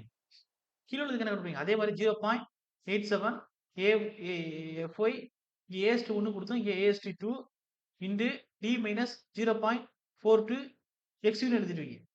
மீதி என்ன சார் இதுல இருக்கு அப்படின்னா, மீத இருக்கிறதுக்கு எப்படி சார் AST கண்டுபிடிப்போம் அப்படின்னா, இது ஒரு ஸ்ட்ரெஸ் இன்டு இதோட ஸ்டீலோட ஏரியா. இந்த ஸ்டீலோட ஏரியா ASC. அப்ப இங்க உள்ள ஸ்ட்ரெஸ் எப்படி சார் இருக்கும் அப்படின்னா, அதாவது அந்த கம்ப்ரஷன்ல கொடுத்திருக்கக்கூடிய ஸ்டீலோட ஸ்ட்ரெஸ் இல்ல எப்படின்னு சொல்லலாம், சிக்மான்னு சொல்லலாம். அப்ப அந்த கம்ப்ரசிவ் சவுண்ட்ல இருக்கக்கூடிய அந்த ஸ்டீலோட ஸ்ட்ரெஸ் தான் நான் FACன்னு கொடுத்திருக்கேன். அப்ப அந்த FAC இன்டு AAC பெருக்கும் பொழுது மேல வந்து இதுக்கான எவ்வளவு மொமெண்ட் ஆஃப் ரெசிஸ்டன்ஸ் வந்து கொடுக்க போகுதுன்னு தெரிஞ்சிடும். மொமெண்ட் ஆஃப் ரெசிஸ்டன்ஸ்க்கான ஃபார்முலா உங்களுக்கு என்ன கொடுத்திருக்கேன் அப்படின்னா, உங்களுடைய அந்த ஸ்ட்ரெஸ் அது என்ன வருது உங்களுக்கு, இந்த இதோட ஃபோர்ஸ் இன்டு பர்பெண்டிகுலர் டிஸ்டன்ஸ்னு வந்துரும். அப்ப இங்க FAC இன்டு இந்த AAC பெருக்கினீங்கன்னா உங்களுக்கு கிடைச்சிடும். அது இப்படி சார், அதாவது force into perpendicular distance moment. அப்ப இங்க ஃபோர்ஸ்ங்கிறது என்ன கொடுத்திருப்போம், stress equal to force by area, force equal to stress into area. அப்ப இங்க ஸ்ட்ரெஸ்ங்கிறது FESC இன்டு ஏரியாங்கிறது AAC. அப்ப மேல இது வந்துரும். நான் அடுத்த கிளாஸ்ல சொல்லுவேன். ஜஸ்ட் இப்ப நான் இந்த இடத்துல நான் ஒரு கான்செப்ட் வந்து சொல்றேன். சார் புரியுதா என்ன சொல்றேன் உங்களுக்கு? சார் ரொம்ப ஈஸின்னு சார் சொல்றேன். டிசைன் பேப்பர் ரொம்ப ரொம்ப ரொம்ப ரொம்ப ரொம்ப ஈஸி, நான் வச்சுக்கிறேங்க. இப்ப நீ சிங்கிள் நம்பர்ஸ் பண்ணி உங்களுக்கு புரிய வச்சுட்டேன். அப்ப இதுக்கு நீங்க சொல்லிடுவீங்க ஸ்டீலுக்கு எவ்வளவு கொடுக்கணும்னு. 0.87 FY AST1 ஒரு இது ஃபர்ஸ்ட் பாக்குறதுனால D மைனஸ் 0.42 XU லிமிட் கொடுத்துருவீங்க. இது உங்களுக்கு பிரச்சனை இல்ல. அதே மாதிரி தானே இந்த சைடு கீழே இருக்கு. அப்ப அதே மாதிரி தான் இங்கிட்டு கீழே இருக்கு. அப்ப இந்த கீழே இருக்கிறதுக்கு என்ன சொல்லுவீங்க, இதே மாதிரி தான் வரும். 0.87 FY AST2 நீங்க கொடுப்போம். D மைனஸ் 0.42 XU லிமிட் கொடுப்போம். இது இப்படியே எடுத்துக்காம மைனஸ் மேல உள்ள ரெண்டு கம்பி, இந்த கம்பியோட ஸ்ட்ரெஸ் என்ன, அது FESCன்னு சொல்லுவோம். கம்ப்ரஷன்ல இருக்கிற ஸ்டீலோட ஸ்ட்ரெஸ். அப்ப FESC இன்டு அதோட ஏரியா என்ன, AAC போடும். போட்டுட்டு டோட்டலா அதோட ஏரியால டிவைட் பண்ணுவோம். ஏரியா உங்களுக்கே தெரியும் 0.36 FCK இன்டு B. ஞாபகம் இருக்கா ஏரியா? கிளியர் தானே? FCK இன்டு என்ன வரும், XUன்னு இருக்கும். Sir okay clear? ஓகே புரியலாட்டியோட பரவாயில்ல. அடுத்த செஷன் வரும்போது உங்களுக்கு டீடைல்டா அதை நடத்துவேன். அப்போ உங்களுக்கு வந்து இதுல இருக்கக்கூடிய எல்லாமே கிளியரா புரிஞ்சிடும் உங்களுக்கு. இப்போ இன்னைக்கு நடத்தின வரை எல்லாமே கிளியரா உங்களுக்கு? டவுட் இருக்கா? டவுட் இருந்தா கேட்கலாம். டவுட் இருக்கா சார் யாருக்காச்சும்? Okay, no sir. நீங்க சொன்ன கான்செப்ட் உங்களுக்கு புரிஞ்சாலும் திருப்பி ஒரு டைம் இந்த வீடியோ எடுத்து பாருங்க. எதுக்கு நான் சொல்றேன் அப்படின்னா, இதெல்லாம் ரொம்ப இம்பார்ட்டன்ட் கான்செப்ட். இன்னைக்கு புரிஞ்ச மாதிரி இருக்கும். இவ்வளவு நான் சொல்லியிருக்கேன். அப்ப இவ்வளவு நீங்க மண்டையில ஸ்டோர் பண்ணி வச்சுக்கிறோம்னா திருப்பி ஒரு டைம் நீங்க எடுத்து பார்க்கணும். எடுத்து பார்த்து நீங்க அப்படியே விட்டுறக்கூடாது. ஒரு பென்சில் ஆறு ஏதாச்சும் ஒரு பென்சில் எடுத்து வச்சுக்கிட்டு உங்களுக்கு தகுந்த மாதிரி என்ன செய்யணும் அப்படின்னா, அது ஹிண்ட் மாதிரி எழுதி வச்சுக்கிறோம். என்ன சொல்ற புரியுதா சார் உங்களுக்கு? இப்ப நான் சொன்ன விஷயங்களை நீங்க முழுக்க முழுக்க தியரி எழுத வேணாம். உங்களுக்கு தமிழ்ல வந்து ஈஸியா புரியும், இல்ல இங்கிலீஷ் ஈஸியா புரியும் அப்படின்னா, நான் சொன்ன விஷயங்களை நான் எக்ஸாம் பாயிண்ட் ஆஃப் வியூல தான் நோட்ஸ் கொடுத்துருக்கேன். இந்த கான்செப்ட்ல புரிஞ்சிக்க வேண்டிய விஷயங்களை நான் எழுதுனா உங்களுக்கு குழம்பிட்டுங்கிறதுக்காண்டி நான் அதை வந்து வார்த்தையில சொல்லிட்டு எழுதலைங்க. அப்ப அதனால நீ என்ன சொன்ன, பென்சில்ல ஹிண்ட் மாதிரி எழுதி வச்சுக்கிறீங்கன்னு சொல்றேன் வீடியோ திருப்பி பார்த்து. சார் ஓகேவா? Okay sir okay sir, thank you sir. Okay நான் கட் பண்றேன், ஈவினிங் கிளாஸ் கண்டினியூ பண்றேன். Thank you. Okay thank you. Okay thank you sir. Okay.